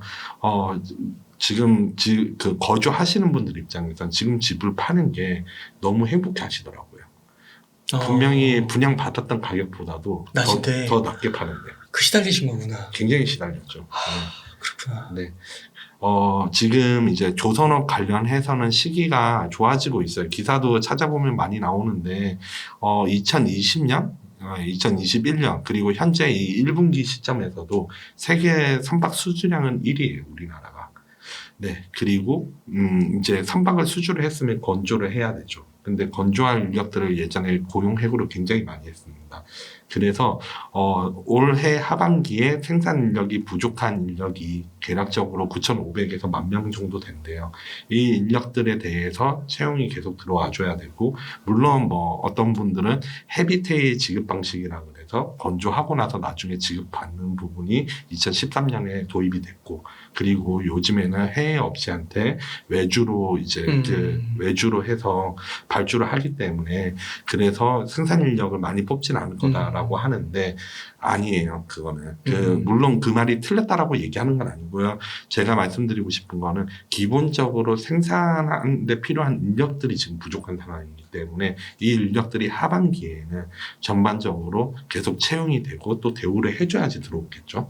그러면서 기본적으로 이제 전세 수요가 다시 많아지게 되면 그때부터는 매매 시장도 같이 좀 거래가 활성화될 가능성이 높은 지역들입니다. 네, 그래서 이 거제시하고 창원시 진일구 같은 경우에는 앞으로도 지금 현재 시점에서도 나쁘진 않다. 물론 이제 거의 한 1년에서 2년간은 지금 사이로는 조금씩 상승을 해왔기 때문에 그래서 뭐 매우 바닥인 건 아니다. 네, 이렇게 말씀드릴 수 있는데 그래도 다른 지역에 비해서는 확실히 좀 괜찮다. 이렇게 말씀드릴 수 있을 것 같고요. 그리고 역사적으로도 좀 보면요. 과거에 이제 아까 말씀 주셨던 2008년에 이슈가 있었던 게 금융위기라는 이슈가 있었잖아요. 그때 수도권 시장이 전체적으로 좀 침체기가 왔었어요. 그리고 많은 분들이 현재도 얘기하는 게 그때 금융위기 때문에 전국 부동산 시장이 안 좋았다. 이렇게 말씀을 주시는데 아니에요. 거제시 같은 경우에는 2019년에 무지막지하게 시장이 좋았단 말이에요. 이때에는 현장에 가서 저도 들은 얘기인데 이때에는 우스갯소리로 개도 10,000원을 몰고 다닌다 이런 얘기가 있었대요. 그때 조선업이 좋았던 거네요. 그때 되게 좋았죠. 그때 슈퍼사이클이 왔다고 슈퍼사이클. 네. 왔다고 했었는데 그렇구나. 지금도 이제 가불론박에 있긴 해요. 슈퍼사이클이 온다 안 온다에 대해서. 근데 책의 내용에도 적혀 있는데 국제 회사기구라고 해가지고 여기에서 탄소 배출권에 대해서 규제를 건 게 있어요. 저도 예전에 논문을 그걸 탄소 배출권으로 좀 썼었는데 2023년에는 그 기준에 맞춰줘야 되거든요. 그래서 선박을 이제 어떻게 보면 좀 개조를 해야 되거나 아니면 신규로 발주를 해야 돼요. 이 선박이 기준에 이제 조건에 맞춰져야 돼서 지금 현재 그래서 수주량이 굉장히 좋은 거고요. 조선업 경기가 이제 좀 좋아지기 시작할 거다라고 보고 있는 입장에서 충분히 이런 지역들은 과거와 비슷하게 또 좋아질 거다라고 볼 수 있습니다. 하나만 좀 더 말씀드리면요. 네. 당진시 같은 경우도 좀 말씀드리고 싶어요. 네. 많은 분들이 당진시가 중소도시다. 우선 첫 번째로. 그리고 두 번째는 입주 물량이 너무 많아서 입주장이 여기는 위험하다라고 말씀을 주세요. 근데 투자 점수에는 당진시가 지금 좀 좋게 나타나죠. 네. 네, 그래서 이것도 좀 하나 같이 말씀을 드리고 싶은데요. 당진시가 중소도시에 속하는 거는 맞아요. 그리고 입주 물량이 많은 것도 맞습니다. 수청지구라 해서 신도시가 새로 생기거든요. 계략적으로 1만 세대 정도 들어옵니다. 네, 그래서 이 당진시에서도 과거 대비해서는 입주 물량이 많은 게 정말 사실이에요. 네, 사실이긴 한데 이 입주 물량 때문에 그동안 가격이 많이 좀 눌려 있었어요. 네, 서산시 같은 경우가 가장 34평형대로 해서 비싼 아파트 기준으로 해서 5억이에요, 참고로. 당진은 이제 좀 더 서쪽에 있거든요. 그리고 당진은 옆에 혹시 아시는 지역구가 있나요? 당진 옆에요? 네. 아니요, 잘 모릅니다. 아산시가 있는데요. 아산에. 네. 이 아산에서 가장 비싼 아파트를 기준으로 해서 보면요. 7억 원 수준이에요. 당진 옆에 아산인가요? 네. 서산 옆에 아산 아닌가요? 서산 옆에 당진이 있고 당진 옆에 아산이 있어요. 그렇구나. 네. 네. 이 아산이 지금 가장 비싼 아파트 34평 기준으로 7억 원 정도 돼요. 근데 여기에서도 좀 허수가 있는 게 탕정 신도시가 이제 좀 메인이 되거든요. 탕정 신도시. 네. 삼성전자. 네. 삼성 디스플레이인가요? 디스플레이. 네. 네. 근데 그 탕정 신도시의 분양권이 지금 한 8억 원 정도 수준이 돼요. 그리고 이 아산 옆에는 이제 천안이 있지만 천안을 좀 건너뛰고 보면 평택이 있잖아요. 이 평택에는 이제 고덕 신도시가 있죠. 고덕 신도시 34평형 기준으로 가장 비싼 아파트 가격이 최대 9억 5천 정도 됩니다. 근데 당진시에서 가장 비싼 아파트가 4억이 아직 안 돼요. 네. 이렇게 이제 좀 연결을 해놓고 보면요. 확실히 좀 가격이 많이 낮기는 낮다. 근데 입주장이 있으니 전세에 대한 부분 물량들이 많이 나와서 매매 가격이 어느 정도는 좀 멈춰 있을 가능성은 분명히 있지만 그럼에도 불구하고 좀 장기적으로 본다고 하면 이 지역도 괜찮은 지역이다. 더불어서 제가 이걸 간단하게 말씀드리고 있지만 더불어서 서산에는 이제 대산읍이라는 데가 있어요. 거기에 화학단지가 있고요. 연봉이 가장 높게는 1억이 넘습니다. 아, 그래요? 네. 일자리 증가율도 꽤 좋은 지역이고요. 네. 근데 대산 화학단지 네, 서산의 이제 주요 읍면동 쪽하고 당진에 아까 말씀드렸던 수청지구하고 거리로 보면요 거의 비슷비슷해요. 아, 그래요? 네, 그래서 보통은 이제 거기는 철도가 없으니까 다들 차량으로 이동하잖아요. 그래서 당진에서도 충분히 신도시가 생기면 거기에도 수요가 모일 수 있고 마찬가지로 대산읍을 이동을 할 수 있다. 그리고 당진에서도 지금 보면 이제 현대 철강 쪽 관련해서 기업이 있기 때문에 그래서 일자리에 대한 부분은 당진도 마찬가지로 서산과 마찬가지로 풍부한 지역이다 이렇게 좀 말씀드릴 수 있을 것 같아서 그래서 이 투자 점수가 좋은 지역들을 저도 분석을 해보니까 상대적으로 많이 맞구나 이런 것들을 좀 볼 수 있었습니다. 그러면 아까 예를 들면 그 아까 평택이 9.5억이라고 하셨고 네. 당진이 한 4억이라고 하셨잖아요. 네, 그러면 이게 저평가는 저평가인 것 같은데 네. 어느 정도까지 이렇게 맞춰줘야 된다고 생각하시는 거예요? 사실 이걸 다 계산을 해보기는 했는데요. 네. 계산을 하긴 했는데 이거는 기왕이면 이제 그냥 또 한 차원 나아가서 말씀을 드릴게요. 네. 자, 그러면 인구 이동에 대한 연관성을 같이 좀 볼 필요가 있어요. 제가 원래도 그 과거에도 이제 인구 이동 연관성을 계속 같이 분석을 하면서 했었는데 당진에서 보통 어디로 이동하시는지 아시나요? 당진에서 네, 뭐 아산이나 평택 같은데 일자리 많은 데로 가지 않을까요? 그렇죠, 맞아요. 네. 실제로 이제 여러분들이 접할 수 있는 이제 프로테크 회사의 제품을 통해서 보면요, 충분히 그렇게 나타나요. 서산에서는 그러면 어디로 이동하시는지 아시나요? 서산에서 네. 잘 모르겠습니다. 서산에서는 당진으로 와요. 그래요? 네. 틀릴까봐. 괜찮습니다. 네, 제가 좀 질문을 많이 하죠. 네. 그래서 이 인구 이동에 대한 연관성을 좀 확인해 보면요. 가격의 연동성을 볼 수가 있어요. 네. 우리가 흔히 여러분들께서 생각하는 내 아파트 가격이 얼마인데 내 옆에 있는 아파트의 가격이 뭐 한 3천만 원 더 비싸요. 근데 이 3천만 원 비싼 아파트가 갑자기 5천만 원이 올라요. 그러면 내 아파트도 어느 정도 가격이 좀 올라가야 된다. 이런 심리가 있어요. 있죠, 있죠. 그렇죠. 네, 그런 심리가 있듯이 맞아요. 지역 간의 비교에서도 네. 봤을 때 내가 이 아파트를 팔고 저기로 가야 되는데 여기 있는 아파트 가격이 어느 정도 수준이면 내가 매수를 해서 가고 아니면 좀 전세로 가야 되고 이런 것들이 있어요. 그렇구나. 그렇죠. 그것도 혹시 뭐 역사적 자료 평균 이런 건가요? 항상 그래 왔어요. 네. 네. 그래서 인구이동 연관성은 많은 이제 분들을 보시면 아시겠지만, 얘기를 많이 하실 거예요. 어디에서 어디로 좀 이동했기 때문에 그때 당시에는 시장이 좀 조정을 받았다. 이렇게 말씀을 주시는 분들도 있으실 거고요. 이 사람들의 심리가 보편적으로 좀 비슷한 거예요. 보면요. 그러니까 이 아파트 가격이, 내 아파트 가격이 이 정도면 여기 있는 아파트 가격은 이 정도여야 돼. 이거 가지고 많이 커뮤니티에서 싸우잖아요. 네. 당진에서 여기 평택이나 아산으로 이동할 때에도 물론 인프라가 더 좋죠. 당연히 더 좋고 더 비쌀 수 있는데 그 반대로 생각을 해보면 평택하고 아산 가격이 이 정도니까 내 아파트의 가격은 이 정도는 돼야지. 이렇게 생각을 할 수 있단 말이에요. 그렇게 이제 좀 연관성을 가지고서 좀 비교를 해봤어요. 했을 때는 제 생각에서는 이제 못해도 이거 금액까지 얘기하면 조금 부담스러워요. 하지만 못해도 서산에 있는 가장 비싼 아파트의 가격까지는 최소한으로 맞추는 게 낫지 않겠나. 서산이 더 왼쪽에 있으니까. 네, 서산이 왼쪽에 있으니까.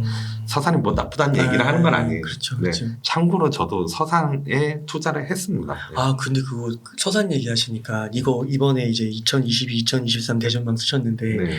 2021, 2022에 딱 첫 번째 찍으셨던 게 서산이었잖아요. 책 그 나와 있잖아요. 네. 근데 진짜 많이 올랐더라고요. 네. 참고로 그 서산 같은 경우가 데이터로 확인을 하면요. 네. 정말 모든 박자가 다 맞았었어요. 저평가도 저평가이지만 미분양 물량도 확실히 감소하고 있고 인구도 늘고. 네, 인구하고 세대수도 증가하고 맞아요. 네, 그리고 또 다른 것도 있죠. 입주 물량도 감소하고 있고 거래량도 증가하고 있고 이거는 무조건 이제 진짜 사면 요거는 괜찮겠구나라고 음. 생각하고 갔어요. 음. 근데 저를 이제 아시는 분들, 저로 인해서 어떻게 보면 좀 그 수익을 어떻게 보면 좀 받으신 분들, 이분들은 주저없이 따라오셨어요. 그러니까 제가 투기꾼은 아니에요. 뭐 세력도 아니고 작정도 아니고 그냥 저 와서 이거 오늘 여기 왔습니다 하면 재밌는 게 이거부터 물어보고 투자했어 안 했어 이거부터 물어보니까 제가 그 니치고에 있어서 그런 게 아니고 원래 예전부터도 그렇게 얘기를 했었어요. 그래서 아니 그냥 임장 왔는데 오늘 제가 이거 좀 와가지고 계약은 했어요 라고 얘기하면 그러면 괜찮아 라고 하면서 제가 뭐 어디 아파트 어떤 걸 샀다 이렇게 얘기를 안 해도 중개사무소만 좀 알려달라고 얘기를 해서 그런 분들이 계셨거든요. 근데 그분들을 제외하고 대부분은 이제 얘기를 하는 거죠. 서산을 왜 샀어? 네, 서산이 지금 뭐 괜찮아. 심지어 저는 어떤 것까지 조사하냐면 여기가 데이터로 다 완벽한데 지금 현재 분위기 어떻지 하면서 서산의 카톡방에 들어가 봐요.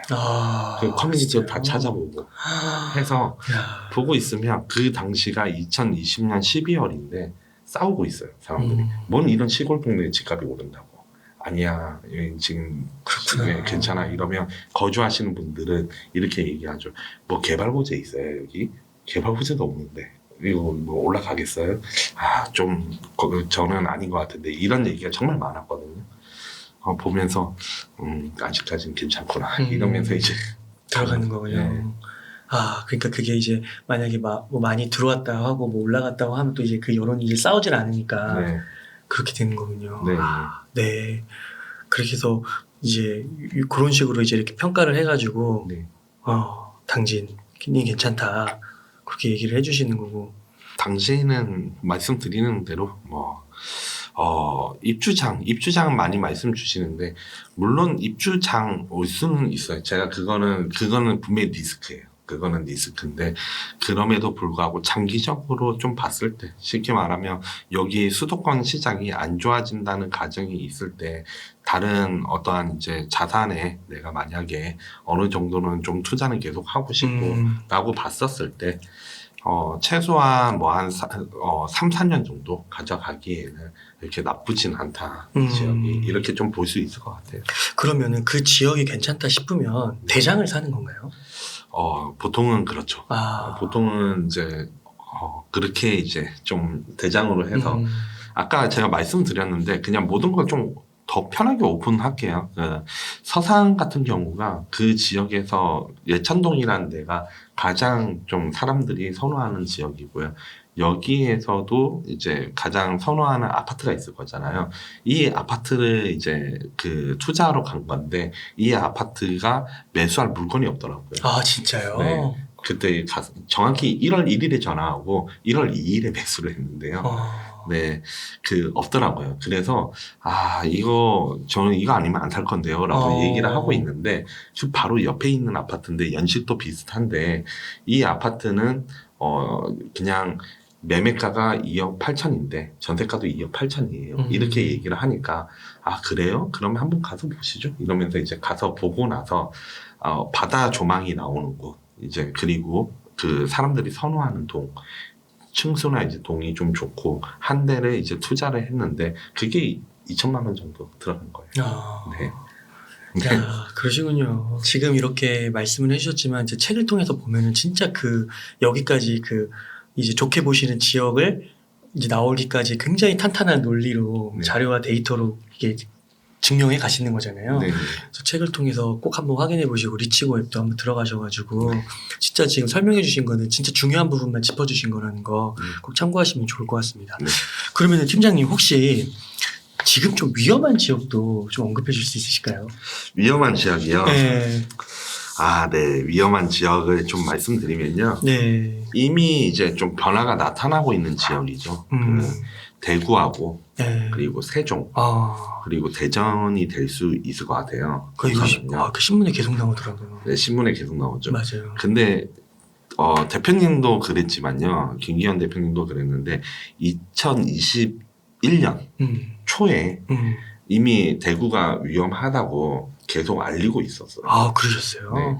심지어 그때 이제 2021년 3월에 대구에 이제 보고서를 쓸 일이 있었는데 선 분양을 해야 되냐, 후 분양을 해야 되냐, 이런 이제 좀 그 고민이 있는 그런 내용이었어요. 그래서 여기는 무조건 선 분양을 하셔야 되고 올해 상반기 내에서는 분양을 하시는 게 좋습니다. 라는 이제 그 내용을 좀 요약을 해서, 물론 이렇게 꼭 직설적으로 하진 않았겠죠. 요약을 해서 보고서를 제출한 적이 있었어요. 그만큼 시장이 위험하다고 그 판단을 했었고요. 당시에 이거를 얘기를 하면 사람들이 대구 지금 좋은데 무슨 소리야? 그러니까요. 청년 경쟁률 지금 뭐 맞아요. 200 넘어가는데 너 지금 얘기하는 거 책임질 수 있어. 이런 상황이었어요. 야. 당시에. 근데 데이터 지표는 모든 게 다 최악을 가리키고 있었어요. 여기는 지금 위험 신호가 계속 나타나고 있으니까 야. 지금 정말 조심해야 되는 상황입니다. 라는 것들이 종합적으로 결론을 지어보면 나올 수 있는 상황이었어요. 충분히 그런 상황이 도출됨에도 불구하고 그 시기에는 매매와 전세 가격이 급격히 올라가고 있었고 좋다라고 얘기를 하고 있는데, 지금 현재 보면 미분양 물량이 계속 증가하고 있거든요. 처음 미분양 물량이 증가했을 때는 여론이 이랬어요.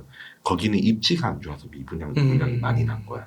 근데 미분양 물량이 낮다가 보통 사람들이 구축보다는 신축을 선호하잖아요. 그래서 낮다가 몇 개월 동안 계속 감소하는 추이를 보이면 그럼 시장이 여기가 아직까지는 그래도 실수요는 좀 아직까지는 수요가 좀 있구나라고 판단을 할 수 있는데, 미분양 물량이 지금 몇 개월 사이에 계속 증가하고 있단 말이에요. 그러면 이거는 지금 진짜로 시장이 조정받기 시작하는 징조로 볼 수가 있거든요. 네, 더불어서 아직까지도 이 지표가 그렇게 좋지가 않아요. 모든 것들이 지금 현재 대구가 조정받고 있음에도 불구하고. 근데 제가 왜 대구하고 세종부터 얘기를 하냐면요, 지금 이 조정받는 걸 보면서 많은 분들이 얘기를 해요. 지금이 기회라고. 지금 시장이 조정받고 있으니까 지금 사야 된다고.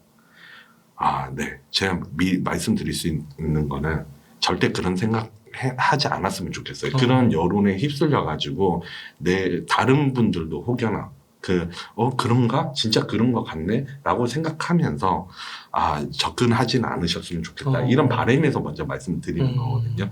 대구는 그럴 수 있어라고 얘기하는 분들도 있어요. 왜? 입주 물량이 많으니까. 근데 세종은 입주 물량이 없기 때문에 아니야, 조금 몇 개월만 조정받고 가격이 다시 좋아질 거야. 이렇게 얘기하는 분들도 있고, 실제로 저한테 좀 그런 어떠한 공격성의 발언을 좀 하시는 분들도 계시더라고요. 근데 저는 이 니치고의 시스템 중에서 가장 좀 좋게 판단을 하는 게, 매매나 전세 시세 흐름은 어느 프로테크 회사든 다 볼 수 있어요. 네, 그거는 볼 수 있는데, 소득이나 물가 아까 말씀드렸잖아요. 이런 이제 그 부동산의 본질 가치 대비해서 정말 괜찮은지 아닌지를 평가하는 거. 지금 내가 시장이 좋으니까 매수를 하고 싶은데 여기에서 현재 사이클 흐름이 어느 정도에 와 있는지를 판단할 수 있는 지표들이 같이 있으니까 지금 시장은 좋지만 이 지표들은 지금 안 좋다고 말을 하고 있으니까 조심해야겠구나. 이런 것들을 판단할 수 있는 능력이 생겼다는 게 가장 좋아요. 이 니치고 시스템에서 좋다고 생각하는 점은요. 근데 세종 같은 경우는 아직까지 모든 지표가 그렇게 좋지가 않아요. 유일하게 좋은 거는 공급 물량이 부족하다. 네, 공급 물량이 많지가 않다. 그럼에도 불구하고 지금 세종은 수급 동향을 가서 보면 매매 수급 동향이 굉장히 최악을 가리키고 있거든요. 네, 공급도 부족하지만 지금 이 가격에 살 사람도 없죠. 그렇구나. 그러니까 그 앞서서 얘기해 주신 게 예를 들면 8가지, 9가지 지표가 있는데 네. 그 중에서 딱 하나 갖고 이야기하고 있는 거네요. 네. 그래서 지금 세종은 좋아질 거니까 지금이 기회일 수도 있다. 근데 나머지 지표는 아니라는 거잖아요. 네, 나머지 지표가 아니라고 가르치고 있어요. 세종 옆에 대전이 있죠. 네. 대전도 이제 지금 시장이 반대로 들어와 있어요. 아까 말씀드렸던 변곡점이 이미 시작해서 꺾여 있어요. 지금 시장이 안 좋아지고 있거든요. 그러니까 그게 꺾여서 안 좋아지고 있다는 거는 서울 수도권은 아까 약간 전 단계인 거네요, 그러면. 그렇죠. 전 단계. 여긴 이미 벌어진 거고. 네. 상황이 벌어진 거죠. 네. 저는 이거에 대해서 갖다부터 말을 못 하겠더라고요. 그러니까 김기현 대표님은 확실하게 말씀 주시는 편이에요. 본인 자산이 자산만큼 남 자산도 소중하게 생각하시는 분이거든요. 근데 저 같은 경우에는 이게 남 자산인데 내가 함부로 얘기해도 될까? 저는 이런 유형에 가까워요. 그래서 조심하는 게 좋을 것 같다고 얘기를 하는 편에 가까워요. 제 입장에서는. 근데 그 사람들이 이제 걷잡을 수 없이 반대로 갔을 때는 이거를 이제 와서 어떻게 해야 되죠라고 했을 때 해결하기가 쉽지가 않거든요. 네. 근데 그렇게 되는 거는 정말 좀 한순간에 벌어지는 상황이 발생될 수 있고, 그래서 저 역시도 좀 말씀드릴 수 있는 거는, 시장이 좀 조정이 올 수 있으니까 조심하시는 게 좋겠습니다. 이렇게 내리는 게 제 결론입니다. 말씀드리고 싶은 거예요. 네. 대전이 지금 그런 상황에 지금 와 있고요. 반대로 들어온 게. 그게 신호가 이미 작년 11월 달부터 왔었어요. 이미, 여기가 이제 거의 끝에 와 있구나. 그러면 그거는 아까 그 9가지 지표가 네. 몇 개 정도가 이렇게 가리키고 있는 건가요? 대체적으로 몇 개라고 정확히 그 얘기하기보다는 믹스해서 점수를 내시니까. 네, 믹스를 해서 봤을 때 예를 들면 소득하고 물가는 고평가로 나타난다. 이제 제주를 예시를 들게요. 제주 같은 경우에는 예시당초 소득하고 물가 대비해서는 고평가로 나타나요. 좋지. 그러면 좋지 않으니까 이 지표가 좋지 않으니까 사지 마세요. 이렇게 얘기하지 않아요. 네. 다른 지표들을 봤는데 지금 여기가 수급이 갑자기 좀 좋아지고 있고 여기가 다음 해부터는 입주 물량이 너무 없고 미분양 물량도 꾸준히 소진되고 있고 여기가 지금 그러면 상승 신호가 왔구나. 그래서 여기는 지금은 좀 매수를 고려해봐도 좋겠구나. 이렇게 판단을 하는 거거든요. 네, 말씀드릴게요. 네. 이거에 대해서도 좀 길게 얘기했는데요. 너무 좋은 것 같습니다. 이런 말 들어본 적이 없어가지고. 하나 더 말씀을 드리고 싶은 지역이 있어요. 네. 사실은요. 지금 아니라서 지금은 이 변화가 이미 시작된 게 아니라서 말씀드릴 수 있는 지역이 하나 있는데요. 인천이요. 송도도 막 미분양 나잖아요. 근데 이거에 대해서도 의견이 너무 갈려요. 네, 갈리고 왜냐하면 인천이 아직까지 뭐 변곡점이 오지 않았거든요. 아직까지는 가격이 좀 상승하는 추이로 보이고 있고 사람들이 작년에 가격이 많이 오르는 걸 봤기 때문에 이제 쉽사리 꺾이지 않을 거라고 생각을 하고 있는 것 같아요. 근데 예전에 제가 시흥시에 살았다고 했었잖아요. 거주를 했었다고 했잖아요. 인천이 시장이 조정받는 걸 분명히 봤었거든요. 네, 봤는데 많은 분들이 이 얘기를 하더라고요. 인천 같은 경우가 이제 신도시를 형성해 놓고 서울에 있는 사람들이 오기를 기대를 했는데 서울에 있는 사람들이 여기 그 신도시에 오지 않았고 그래서 시장이 조정을 받았고 지금 현재는 서울이나 수도권에 있는 사람들이 인천의 청라나 송도 같은 이런 곳들을 선호를 하니까 어느 정도 수요를 다 받쳐주거나 이렇게 이제 말씀하시는 분들이 있는데 그때도 그랬어요. 말씀드리고 싶은 거는 그때도 송도 좋다고 했어요. 송도 뭐 국제도시 이러면서 그때도 좋다 했고 그때도 서울에서 수요를 받아줄 거라고 하는 인식이 더 많았단 말이에요. 당시에. 지금 막 그 송도가 그 굉장한 이제 거기 거주하시는 분들이 자부심이 있기 때문에 나쁘다라고 저는 얘기를 하기에는 그분들 자산인데 거기에다 대고 얘기할 수는 없어요. 하지만 말씀드리고 싶은 거는 송도하고 청라의 가장 비싼 아파트 가격들을 보면요. 서울에 있는 웬만한 이제 아파트들 가격보다 높아요. 근데 제가 말씀드릴 수 있는 거는 뭐 그 아파트 말고 다른 아파트들은 서울 아파트보다 가격이 낮아라고 얘기를 할 수 있는데 기본적으로 서울에 있는 아파트를 팔고 인천의 그 지역들을 꼭 가야 될 이유가 없죠. 보통 보면 뭐 일하러는 갈 수 있는데 그게 아닌 이상 인천하고 서울도 어느 정도 연계가 되어 있잖아요. 교통망들이. 그래서 굳이 거기를 가야 될 이유가 없어요. 근데 지금 인천 같은 경우가 공급 물량이 대구보다도 훨씬 많아요. 대구보다 지금 이제 시작이 됐거든요. 입주장이 더하게 시작이 된 거죠. 근데 사람들은 아직까지 이거에 대해서 인지하지 못하고 있어요. 비단 이 입주 물량이 많으니까 안 좋다라고 얘기하는 거 아니에요. 이미 작년에 굉장히 많이 올라가면서 모든 지표가 지금 안 좋다고 가리키고 있어요. 가리키고 있는 이 상황 속에서 입주 물량까지 많다. 그러면 여기도 지금은 굉장히 좀 위험한 시장이 될 수 있다. 자산을 지키는 관점에서는 좀 조심했으면 좋겠다. 네. 이게 골자입니다. 아, 네. 그러면은 혹시 예를 들면 지금 이렇게 언급해 주신 좀 위험 지역에서요. 네.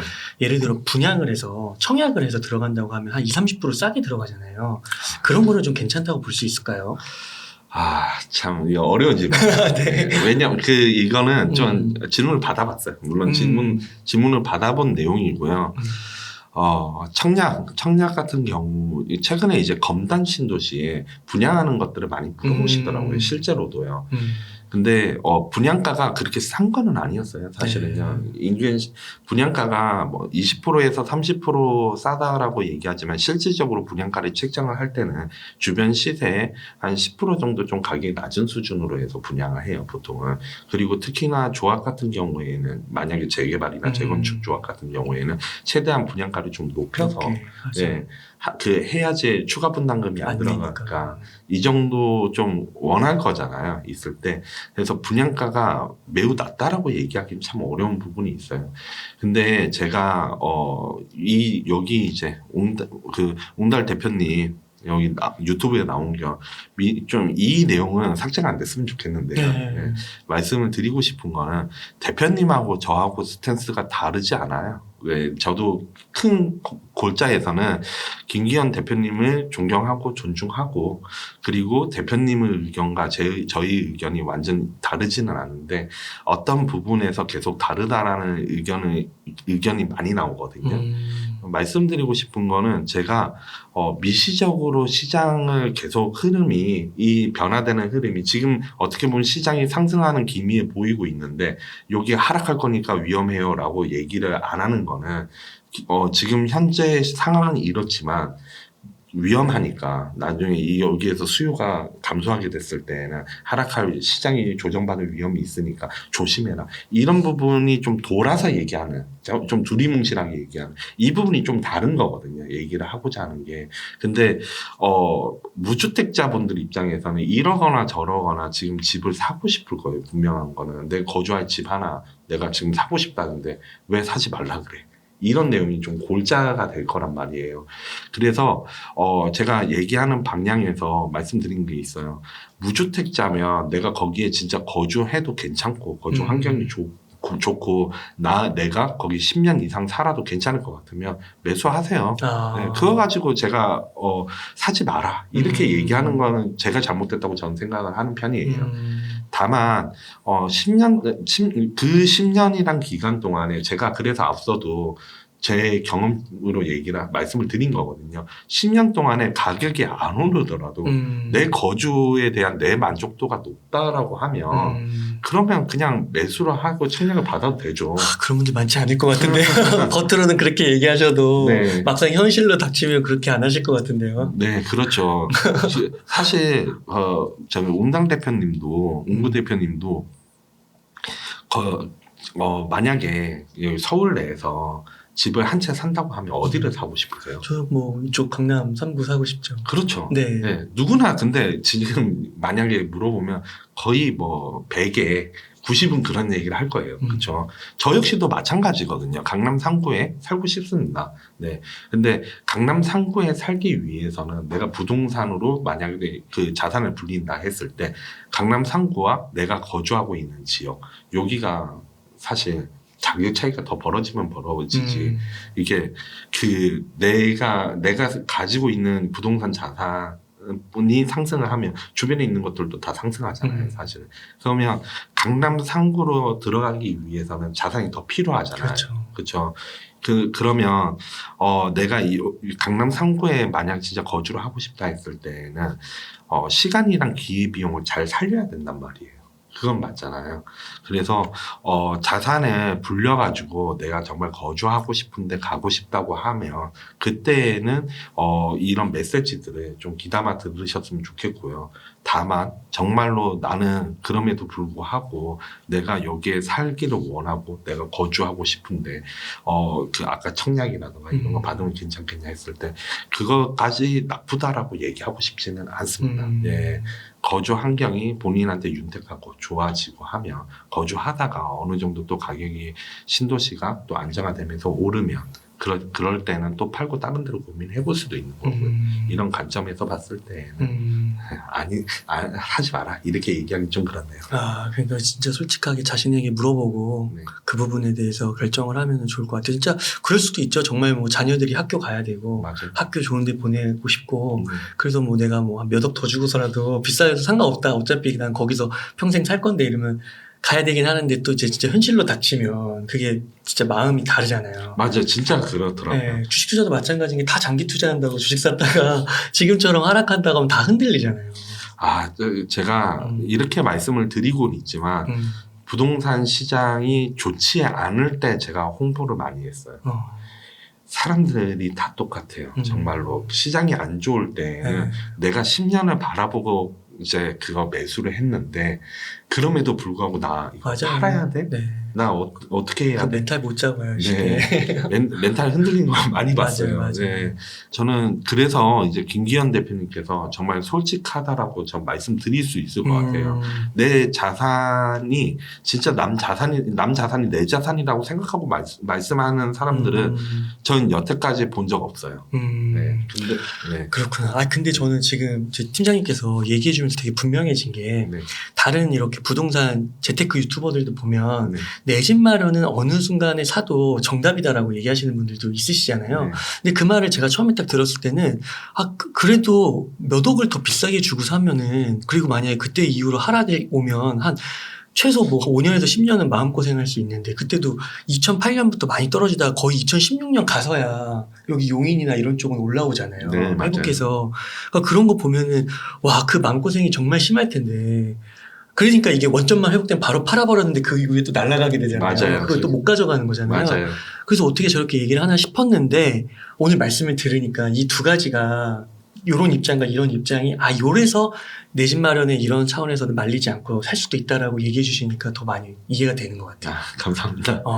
그 이번에 최근에 리치고 유튜브에 그 10년에 한 번 올까 말까 기회를 잡는 법이라는 이 영상이 진짜 몇십만 뷰가 나왔잖아요. 엄청났죠. 그래서 요거 10년에 한 번 올까 말까 기회를 잡기 위해서 어떻게 하면 되는지 그거 한번 팀장님의 의견 좀 덧붙여서 듣고 싶더라고요. 네, 이거는 이제 우리 수장 김기현 대표님께서 네. 촬영한 거긴 한데요. 네.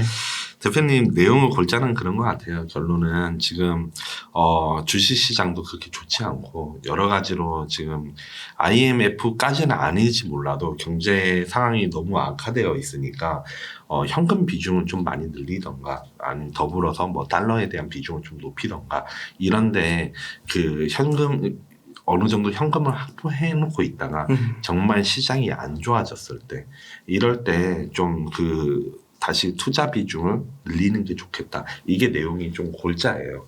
앞서도 좀 말씀을 드리긴 했는데요. 어느 정도 이제 계속 책에서도 그렇고 말씀을 주시고 계시지만 시장 자체가 주변 사람들만 봐도 이미 어느 정도 좀 느끼고 있을 거예요. 서울 불패라고 하지. 그리고 부동산 가격은 떨어지지 않는다고 너가 말한 건 좀 아니라고 하지. 이렇게 이제 아까도 그렇고 지금도 계속 말씀드리고 있는데 이 시기가 어느 정도 좀 가라앉았을 때 그리고 내가 진짜 아까도 말씀드렸지만 내가 시간이랑 기회비용을 최대한 효율적으로 활용할 수 있을 때 이 시기가 왔었을 때 충분히 투자를 해도 괜찮거든요. 대표님이 말씀하시는 그 10년에 한 번 올까 말까한 기회가 온다고 말씀 주시는 것도 지금 현재 이 위기 상황이 오고 있으니까 어느 정도 자산을 지금 현금으로 비중을 쌓아놓으면 진짜 기회가 왔을 때 한 번에 잡을 수 있다. 근데 현재 그 기회가 오는 신호들이 보이고 있으니까 최대한 지금 그 현금 비중을 늘리는데 많이들 좀 도움이 되셨으면 좋겠다. 본인 영상이 이렇게 좀 판단할 수 있을 것 같고 저도 어떻게 보면 좀 같은 골자예요. 네. 말씀을 좀 드리고 싶은 부분이 하나 더 있어요. 여기에서 보면요. 제가 요즘 좀 이렇게 얘기하면 신뢰가 될 것 같기는 한데요. 요즘에 몇백억 자산가다. 그리고 몇십억 자산가다. 부동산 많잖아요. 네, 이렇게 이제 내용이 참 많아요. 그리고 실제로 만나봐도 나 지금 자산 몇십억이야, 몇백억이야. 뭐 100억은 넘어. 이런 분들을 주변에서 또 만나게 돼요. 얘기하다 보면요. 근데 저는 뭐 몇백억 자산가 아니에요. 저는 참고로 말씀드리면. 근데 저는 이제 대출 비중은 정말 없어요. 제가 투기 지역이 걸리는 어떻게 보면 거의 첫 사례가 돼가지고 대출을 처음부터도 그렇게 많이 받을 수가 없었고요. 그리고 마침 DSR도 처음 적용받는 단지였어요. 그래서 DSR도 적용받다 보니까 대출 자체를 이제 장래소득이라 그래서 미래소득이거든요. 이거를 해서 최대한 받을 수 있었는데 그 비용보다도 덜 받았고 요즘에 사업자 대출이라던가 뭐 신용대출이라던가 이런 것들이 많잖아요. 이런 거 일체 안 받았어요. 네. 지금 대출 비중 자체가 정말 적거든요. 네, 대출 자체를 안 받으니까 솔직히 이제 생활하는 게 굉장히 윤택해요. 저 과거에 처음에 2016년에 서울을 매수는 2016년이 처음이에요. 했을 때에는 월급이 200만 원 들어오는데 한 달에 그 대출로 나가는 돈이 160 정도였어요. 진짜요? 네. 40만 원 가지고 생활하는데 너무 힘들더라고요. 회사에서 어떻게 보면 밥 좀 사주세요 이러고 있고. 왜냐면 여러분들이 안 그럴 것 같지만 밥 싸우면 되지 뭐 이렇게 얘기하면 될 것 같지만 이제 부동산 회사다 보니까 사람들 만나서 같이 어울려서 밥도 분명히 먹어야 되고 그리고 또 이쪽 교통비도 있고 그리고 아무리 집에서 밥을 해 먹으려고 해도 마트에서 장 보려면 그렇죠. 1인 기준으로 해도 한 달에 10만 원은 나와요. 그래서 이게 40만 원 가지고 겨우 꾸역꾸역 생활하고 있는데 그때 너무 힘들더라고요. 네. 지금 근데 이거에 대해서 장려하는 분들이 많아요. 연끌해가지고. 예. 진짜 그건 좀 잘못됐다고 저는 생각하고요. 지금 오히려 반대로 대출이 없으니까 제가 와이프하고 먹고 싶은 거 편하게 먹고 그리고 좀 여가 생활 할 수 있는 거 하면서도 충분히 또 현금을 또 확보를 해가지고 그러면 이번에는 데이터가 요런 데가 좀 괜찮은 것 같고 한데 투자해볼까? 라고 했을 때 아니야. 지금은 좀 현금을 쌓아놓고 있자. 하면서 지금 또 쌓고 있어요. 심지어 쌓고 있는데 대출을 많이 안 받은 만큼 준비가 항상 되어 있거든요. 앞서도 말씀드렸지만 서울집 내놨다 그랬잖아요.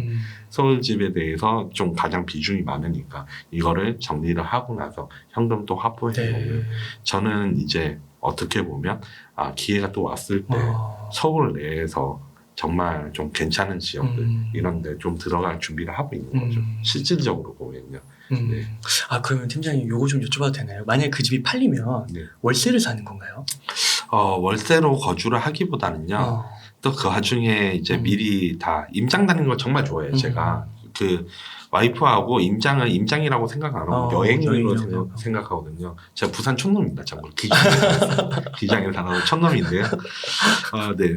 서울에 올라오니까 모든 게 신기하더라고요. 네. 그래서 가면 거기 맛있는 것도 먹고 어떻게 보면 중개사무소에 가서 새로운 얘기도 많이 듣고 그리고 하물며 또 괜찮다 싶으면 집도 보면서 다른 집도 보면서 어떻게 생겼는지도 보고 이렇게 경험을 계속 쌓아왔거든요. 쌓아왔는데 지금 가장 이제 좀 서울에서도 전세가 좀 가격이 낮은 곳들, 네, 낮은 곳들은 그리고 아니면 또 반전세 이런 것들이 있잖아요. 네. 굳이 월세가 지금 이제 좀 상승하고 있거든요. 월세로 굳이 살 필요는 없을 것 같고 전세나 아니면 반전세로 해서 물론 이제 전세가 올라가긴 했지만 너무 이제 기준점을 높게만 안 잡으면 충분히 가격이 좀 적당한 곳에 가서 이제 어느 정도 좀 대출을 받으면 지금 현재 월세하고 비교해봤을 때 그래도 좀 덜 내면서 어떻게 보면 이자를 덜 내면서 생활할 수 있으니까 이제 그때를 좀 기다리고 있는 거죠. 근데 제가 말씀을 들으면서 저는 개인적으로 되게 위로를 받는 게 저도 대출을 안 받거든요, 거의. 네. 그러니까 근데 순간순간 그런 생각이 들 때가 있어요. 이게 어느 정도 대출을 받아서 빨리빨리 해야 되는 거 아닌가. 이것도 나가면 좋겠는데. 네, 근데 저는 이게 굉장히 안 될 것 같다는 생각이, 물론 그런 생각이 너무 커가지고. 그렇게 생각하시는 게 자연스러울 거예요. 왜냐면요. 앞서 말씀드린 대로 커뮤니티는 쉽게 말하면 2017년부터 계속 활동을 했어요. 제가 부동산 카톡방에서도 좀 나름대로 활동을 했었고요. 정확히 얘기하면 2019년쯤에 사람들이 신용대출을 좀 많이 받기 시작했고요.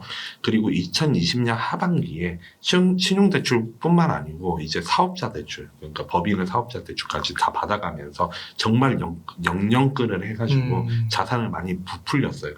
어제도 저도 좀 그런 질문을 받았어요. 똑같은 말씀인데 후회 안 하냐고.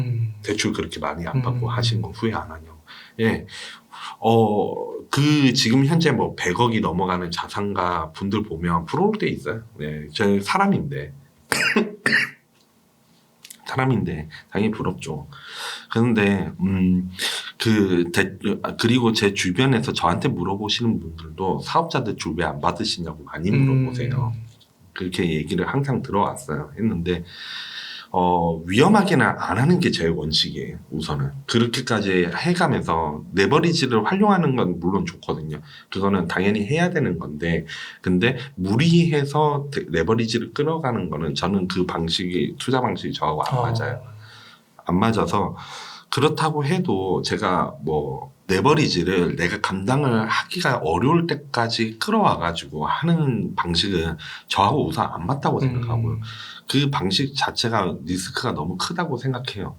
제로금리 상태였고 저금리 상태였으니까 당연히 그렇게 하는 게 맞았다라고 얘기하지만 지금 금리 인상이 갑자기 시작됐잖아요. 원래 2022년에 제로금리가 어느 정도 좀 끝나면서 미국도 금리를 올릴 거다라고 얘기는 했지만 근데 생각보다도 더 빨리 인상을 하고 있단 말이에요. 변수들이 다 있어요.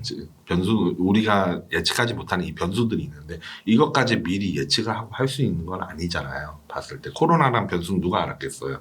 네, 그래서 레버리지를 받아서 투자하는 건 분명히 필요해요. 저도 거기에 대해서는 공감을 하는데 무리해서 받지 않았고 그리고 무리해서 받지 않아도 충분히 자산을 불리는데 어느 정도 다 좀 적당히 불리는데 분명히 네, 수익을 냈고 그리고 잃지 않았고 그리고 제가 갑자기 5년만 살고 죽을 건 아니잖아요. 네, 그래서 10년이든 20년이든 30년은 더 살 건데 충분히 이제 거북이가 누가 보면 거북이처럼 보일 수도 있는데 충분히 경험을 해보면서 좀 더 경험을 쌓아서 다음에는 또 어떤 유형부터 투자를 하는 게 좋을 것 같고, 네, 그리고 어떤 부분에 있어서는 좀 투자를 안 하는 부분도 생겼을 때는 적당히 절제할 줄도 알아야 되고, 이런 부분들이 필요할 거라고 보여요. 그래서 대출을 많이 안 받은 거에 대해서 크게 후회하지는 않아요. 그렇다고 해도. 네. 내가 지킬 수 있는, 네. 그 방식. 그리고, 니치고가 정말 좋은 게 회사 분들께서도, 그리고 대표님조차도 보면 굉장히 보수적인 투자자세요. 아까 막 투자를 사람들이 고민하고 한다 했는데, 투자가 공격적이지가 않아요. 저는 이 부분이, 이 문화가 굉장히 마음에 들고, 그리고 이 니치고에서 같이 활동을 하면서도 같이 이제 소속으로 일을 하면서도 이런 문화 때문에도 이 회사를 즐겁게 다니는 것 같아요. 네. 지금 언제든지 미치고 함께 하시고 싶으신 분들 지금 이메일 보내시면 받아주실 그 이메일 보신다고 하니까 보내시면 될 것 같습니다. 그러시군요. 네. 그렇게 해서 이제 그 10년에 한 번 올까 말까 한 기회를 잡는 거, 그러니까 그런 것 같아요. 이게 만약에 그 내 집 마련을 한다 하더라도 그 데이터를 이렇게 이번 책에서도 마찬가지고 리치고 앱을 통해서도 계속 제시해주고 있는데 또 그 팀장님께서 또 그러셨잖아요. 대표님도 그러시고 방송에서 그 기회가 오면 알려주겠다. 그때 같이 손잡고 가서 줍줍하자고. 네.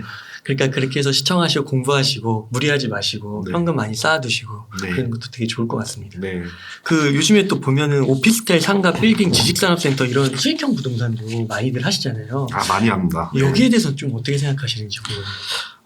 네. 우선은 어제도 똑같은 질문을 이거 써놓고 났는데 네. 어제 모임에 가서 어제 무슨 모임이에요, 그게? 저희 이제 그 서포터즈 모임이었어요. 니치고 서포터즈 2기 활동은 이제 그것도 얘기 한번 해주시. 그것도 막 모집해서 이렇게 참여할 수 있는 건가요? 지금은 아니에요. 지금은 아직까지 또 다음 계획이 없어가지고 어제는 이제 종료하는 이제 그 시점에서 같이 오래간만에 모여가지고 네. 회식하는 자리였어요. 아. 네, 회식하는 자리였는데 다들 부동산에 관심이 많으시니까 네. 그래서 이제 어제도 같은 얘기를 하더라고요.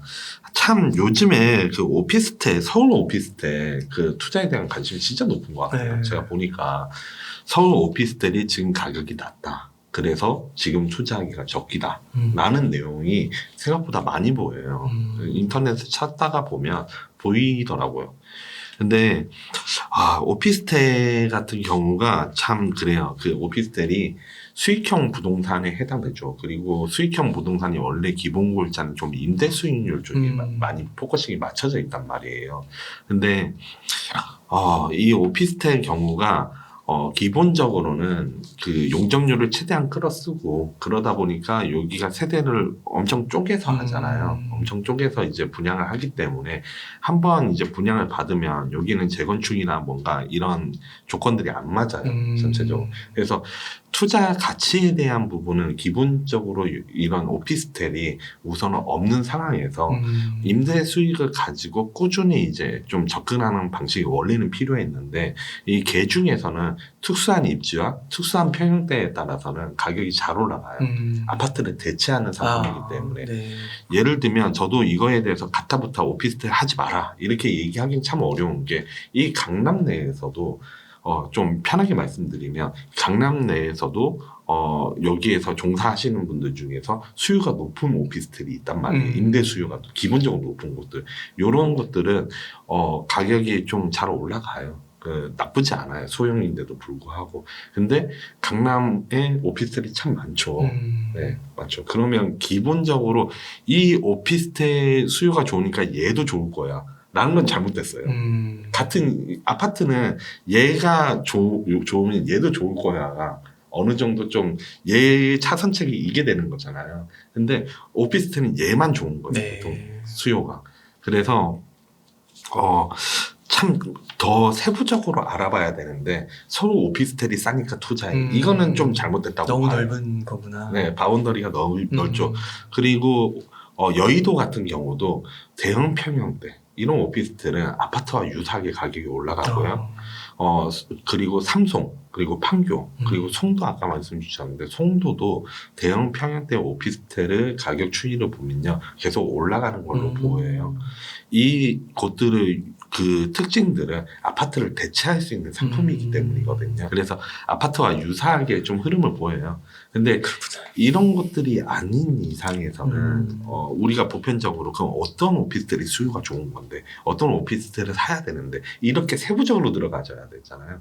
그래서 그 오피스텔이 기본적으로 가격이 많이 오를 거라는 생각을 우선 접어야 돼요. 제가 봤을 때. 오히려 서울대 입구역에 오피스텔 많은 거 아시죠? 아, 그래요? 그건 잘 모르겠어요. 오피스텔 많아요. 오피스텔이 많은데 여기에 초역세권인 오피스텔을 연식이 보통 20년이 되는 것도 있거든요. 여기에 가격 추이도 같이 보셨으면 좋겠어요. 저는요. 좀 안 올랐네요? 여기 이제 떨어졌다가 최근에 조금 올라간 건 보이는데 기본적으로 계단식으로 떨어져요. 그래요? 네. 그럼 오피스텔이 10년 후부터는 계속 감가상각도 크고 그러다고 하는데. 네, 맞아요. 그 서울대 입구면 위치 좋아요. 그러니까요. 그쵸? 2호선 역세권이면. 네, 그것도 초역세권이에요. 연결돼 있는 아마 그 오피스텔일 거예요. 제 기억으로. 그런데도요? 네. 그래서 너무 환상을 가지진 않았으면 좋겠다. 이런 바람은 있고요.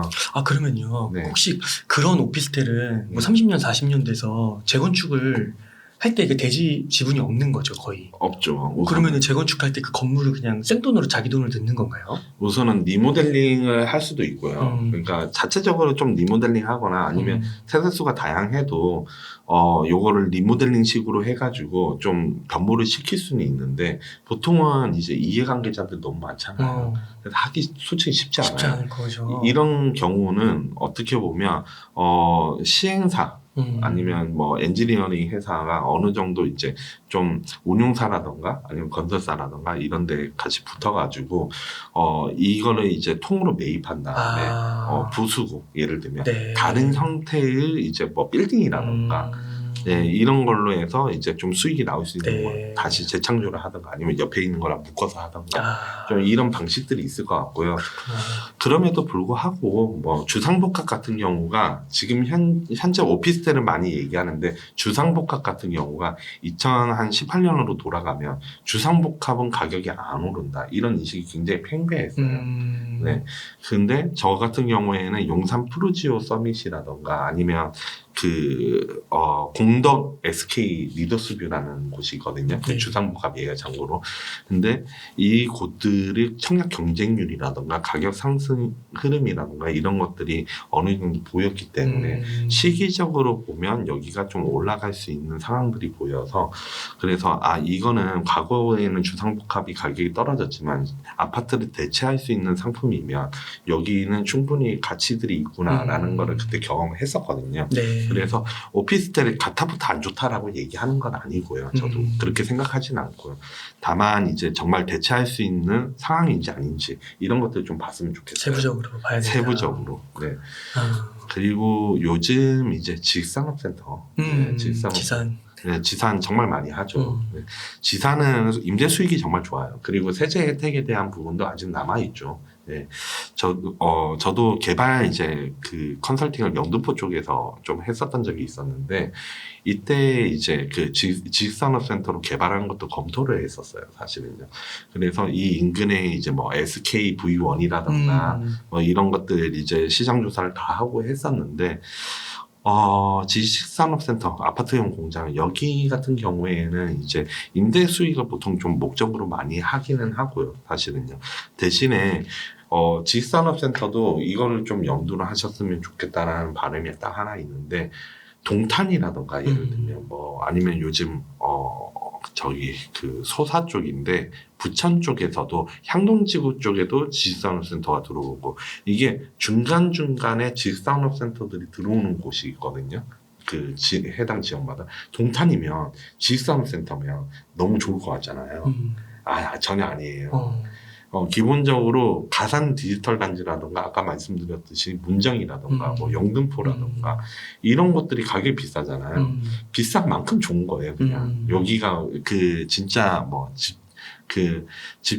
집적된 어떻게 보면 그 업종들이 같이 모여 있고 여기가 좀 교통적으로 원활하고 이런 그 구로 디지털 단지도 마찬가지인데 이런 것들은 가격은 비싸도 이런 것들은 계속 사람들이 수요가 있죠. 법인들이 계속 또 들어오려고 문의를 하고 근데 동탄 같은 경우는 기본적으로 뭐 삼성이라던가 이런 반도체 공장이 있고 그래서 하드웨어 업체가 여기 들어올 거다라고 생각을 하지만 전혀 그렇지 않죠. 네. 그 수요가 그만큼 없다는 거예요. 네. 제가 말씀드린 동탄만 해도 그렇구나. 네, 동탄만 해도요.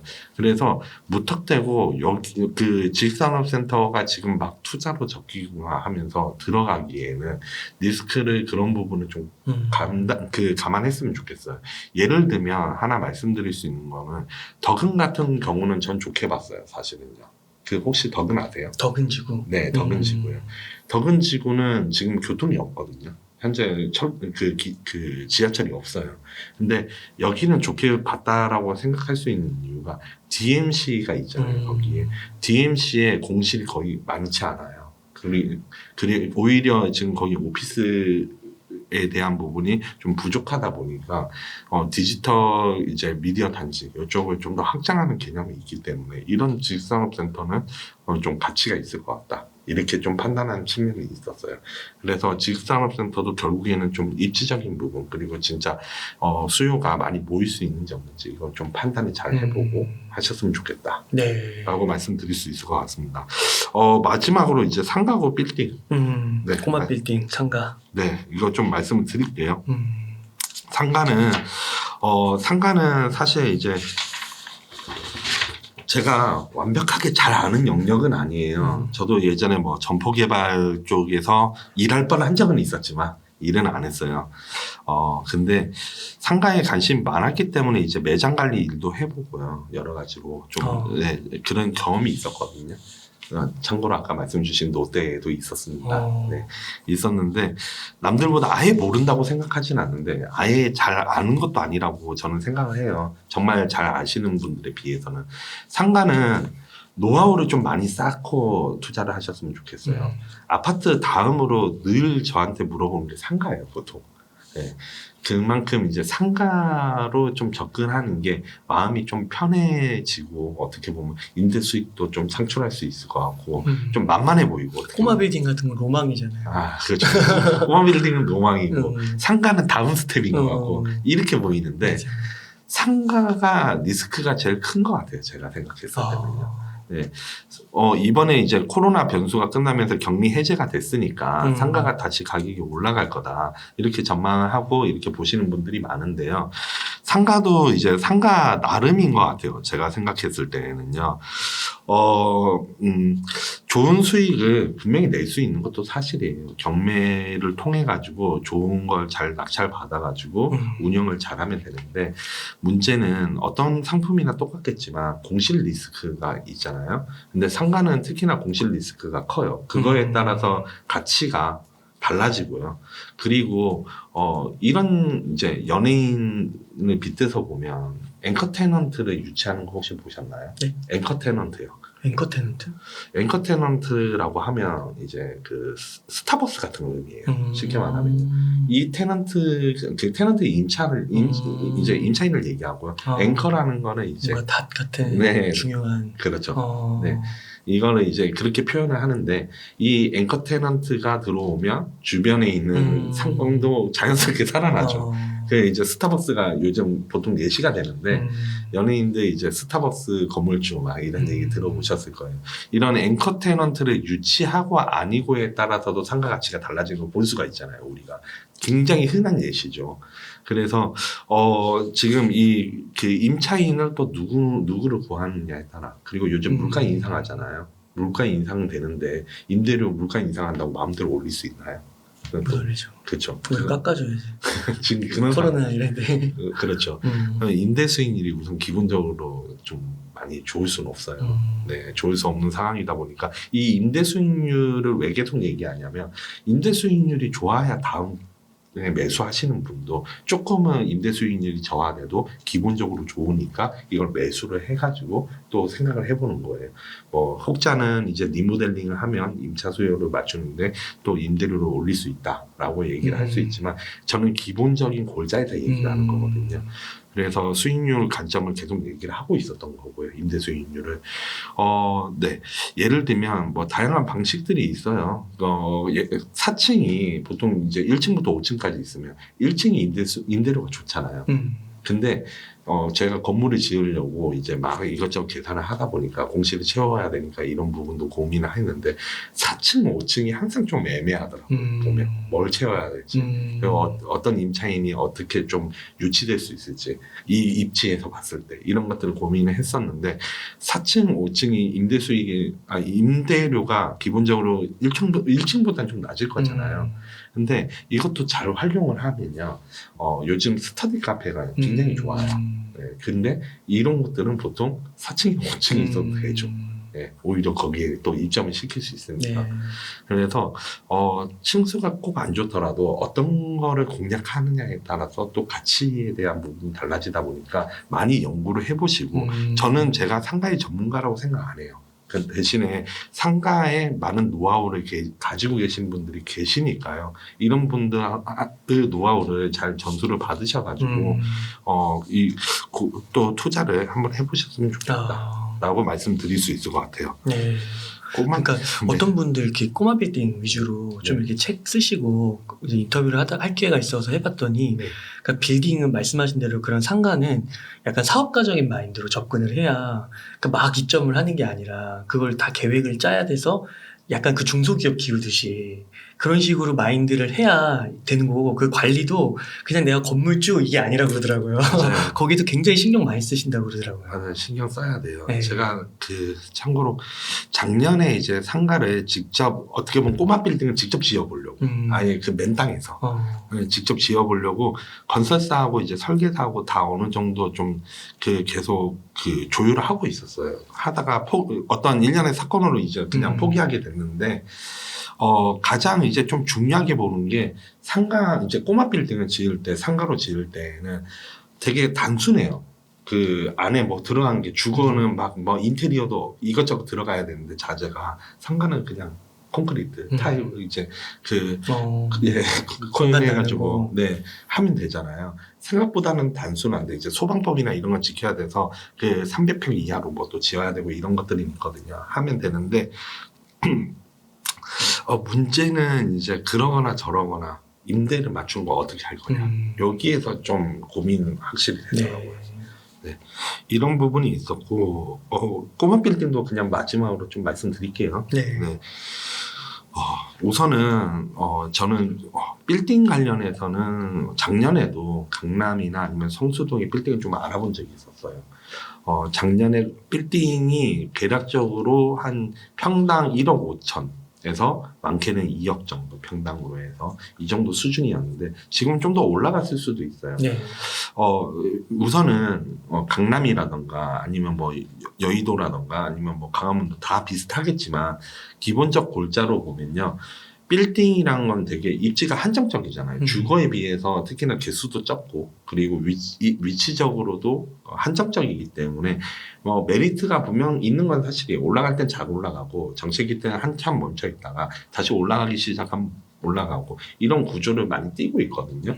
그래서 막 시장이 안 좋아지니까 여기가 뭐 빌딩이 안 좋아질까 이렇게 얘기하기는 좀 어려운 부분 분명히 있어요. 근데 아까 상가 얘기했으니까 이어서 보면요. 지금 현재 강남의 임대 수익이 어느 정도, 임대 수익률이 어느 정도인지 아세요? 2%? 그 정도? 그보다 안 나올 수도 있고 뭐 되게 낮다고 그러시더라고요. 맞아요. 네, 정말 그래요. 지금 뭐 최소 아예 0.8% 이렇게 나오는 것도 있어요. 잘 나오면 진짜 잘 나야지 3%. 이렇게 그것도 겨우 어떻게 보면 좀 이제 원래 매수를 해주신 분이 대신해서 조금 이거를 그 세일즈 앤 리즈백이라고 하는데 리스백이라고 하는데 맞나요? 제가 이제 모든 용어가 좀 헷갈려요. 근데 세일스 앤 리스백으로 해가지고 대신 좀 사옥으로 써준다는 조건 하나까지 다 붙여줘야지 한 3% 정도 나오더라고요. 보니까 그만큼 수익률이 되게 저하된 시점이거든요. 네. 지금 제가 생각했을 때에는 실제 시세 차익을 좀 보고 들어가는 부분에 있어서는 현재로서는 좀 쉽지는 않은 부분이 있다. 꼬마 빌딩 역시도 저는 이렇게 좀 바라보고 있고요. 제 관점이에요. 이거는 순수하게 제 관점. 그렇죠. 예, 제 관점이고요. 우선은 세금이란 부분도 좀 더 나갈 거잖아요. 은행 예금금리라는 게 있는데 기본적으로 이 예금금리보다 임대 수익률이 우선 기본적으로 안 나와요. 이건 시세 차익을 지금 봐야 되는 상황인데 이 시세 차익이란 게 죄송합니다. 네, 잠깐만. 천천히 하시죠.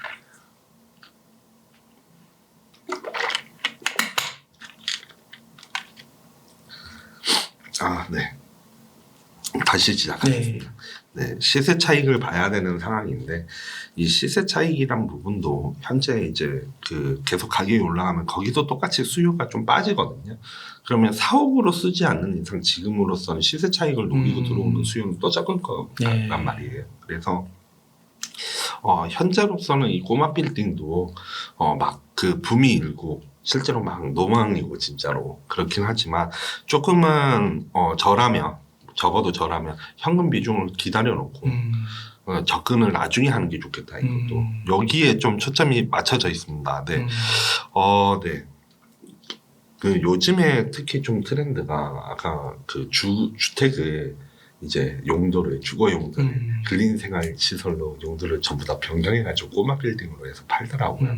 하는데 입지가 좀 좋은 곳들은 메리트가 분명히 있는데 문제는 이제 그런 이제 그런 것만 생각하고 좀 들어가기에는 너무 또 입지가 한정적이고 하니까 쉽게 접근하기에는 좀 어려운 부분이 있다라고 좀 말씀드릴 수 있을 것 같아요. 네. 와, 이렇게 해서 그 팀장님께서 정말 현재 부동산 시장 흐름부터 그 다음에 수도권 아파트의 그런 특징들을 통해서 우리가 얻을 수 있는 인사이트, 그리고 하락에 관한 거, 위험한 지역, 괜찮은 지역, 그리고 수익형 부동산, 그리고 10년에 한 번 기회를 잡는 법까지 이렇게 쭉 한번 훑어주셨는데 우선 너무 이렇게 긴 시간 동안 인터뷰를 해주셔서 감사드립니다. 아마 최장 시간이 아니었을까. 아, 그래요?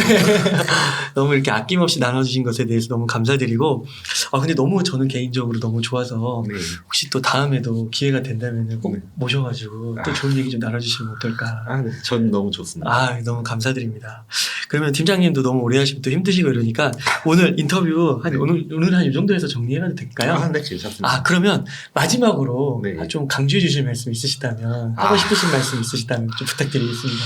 아까 생각하고 있었는데 네. 지금 살짝 까먹었어요. 네. 천천히. 네. 예. 네. 우선은 네. 정말 좀 좋은 시간 이렇게 같이 해주셔서 저도 감사드립니다. 저도 제 채널에 어떻게 보면 니치고 유튜브 채널에서 하는 것보다 좀 더 편하고 진솔하게 네. 말씀드린 부분이 분명히 있고요.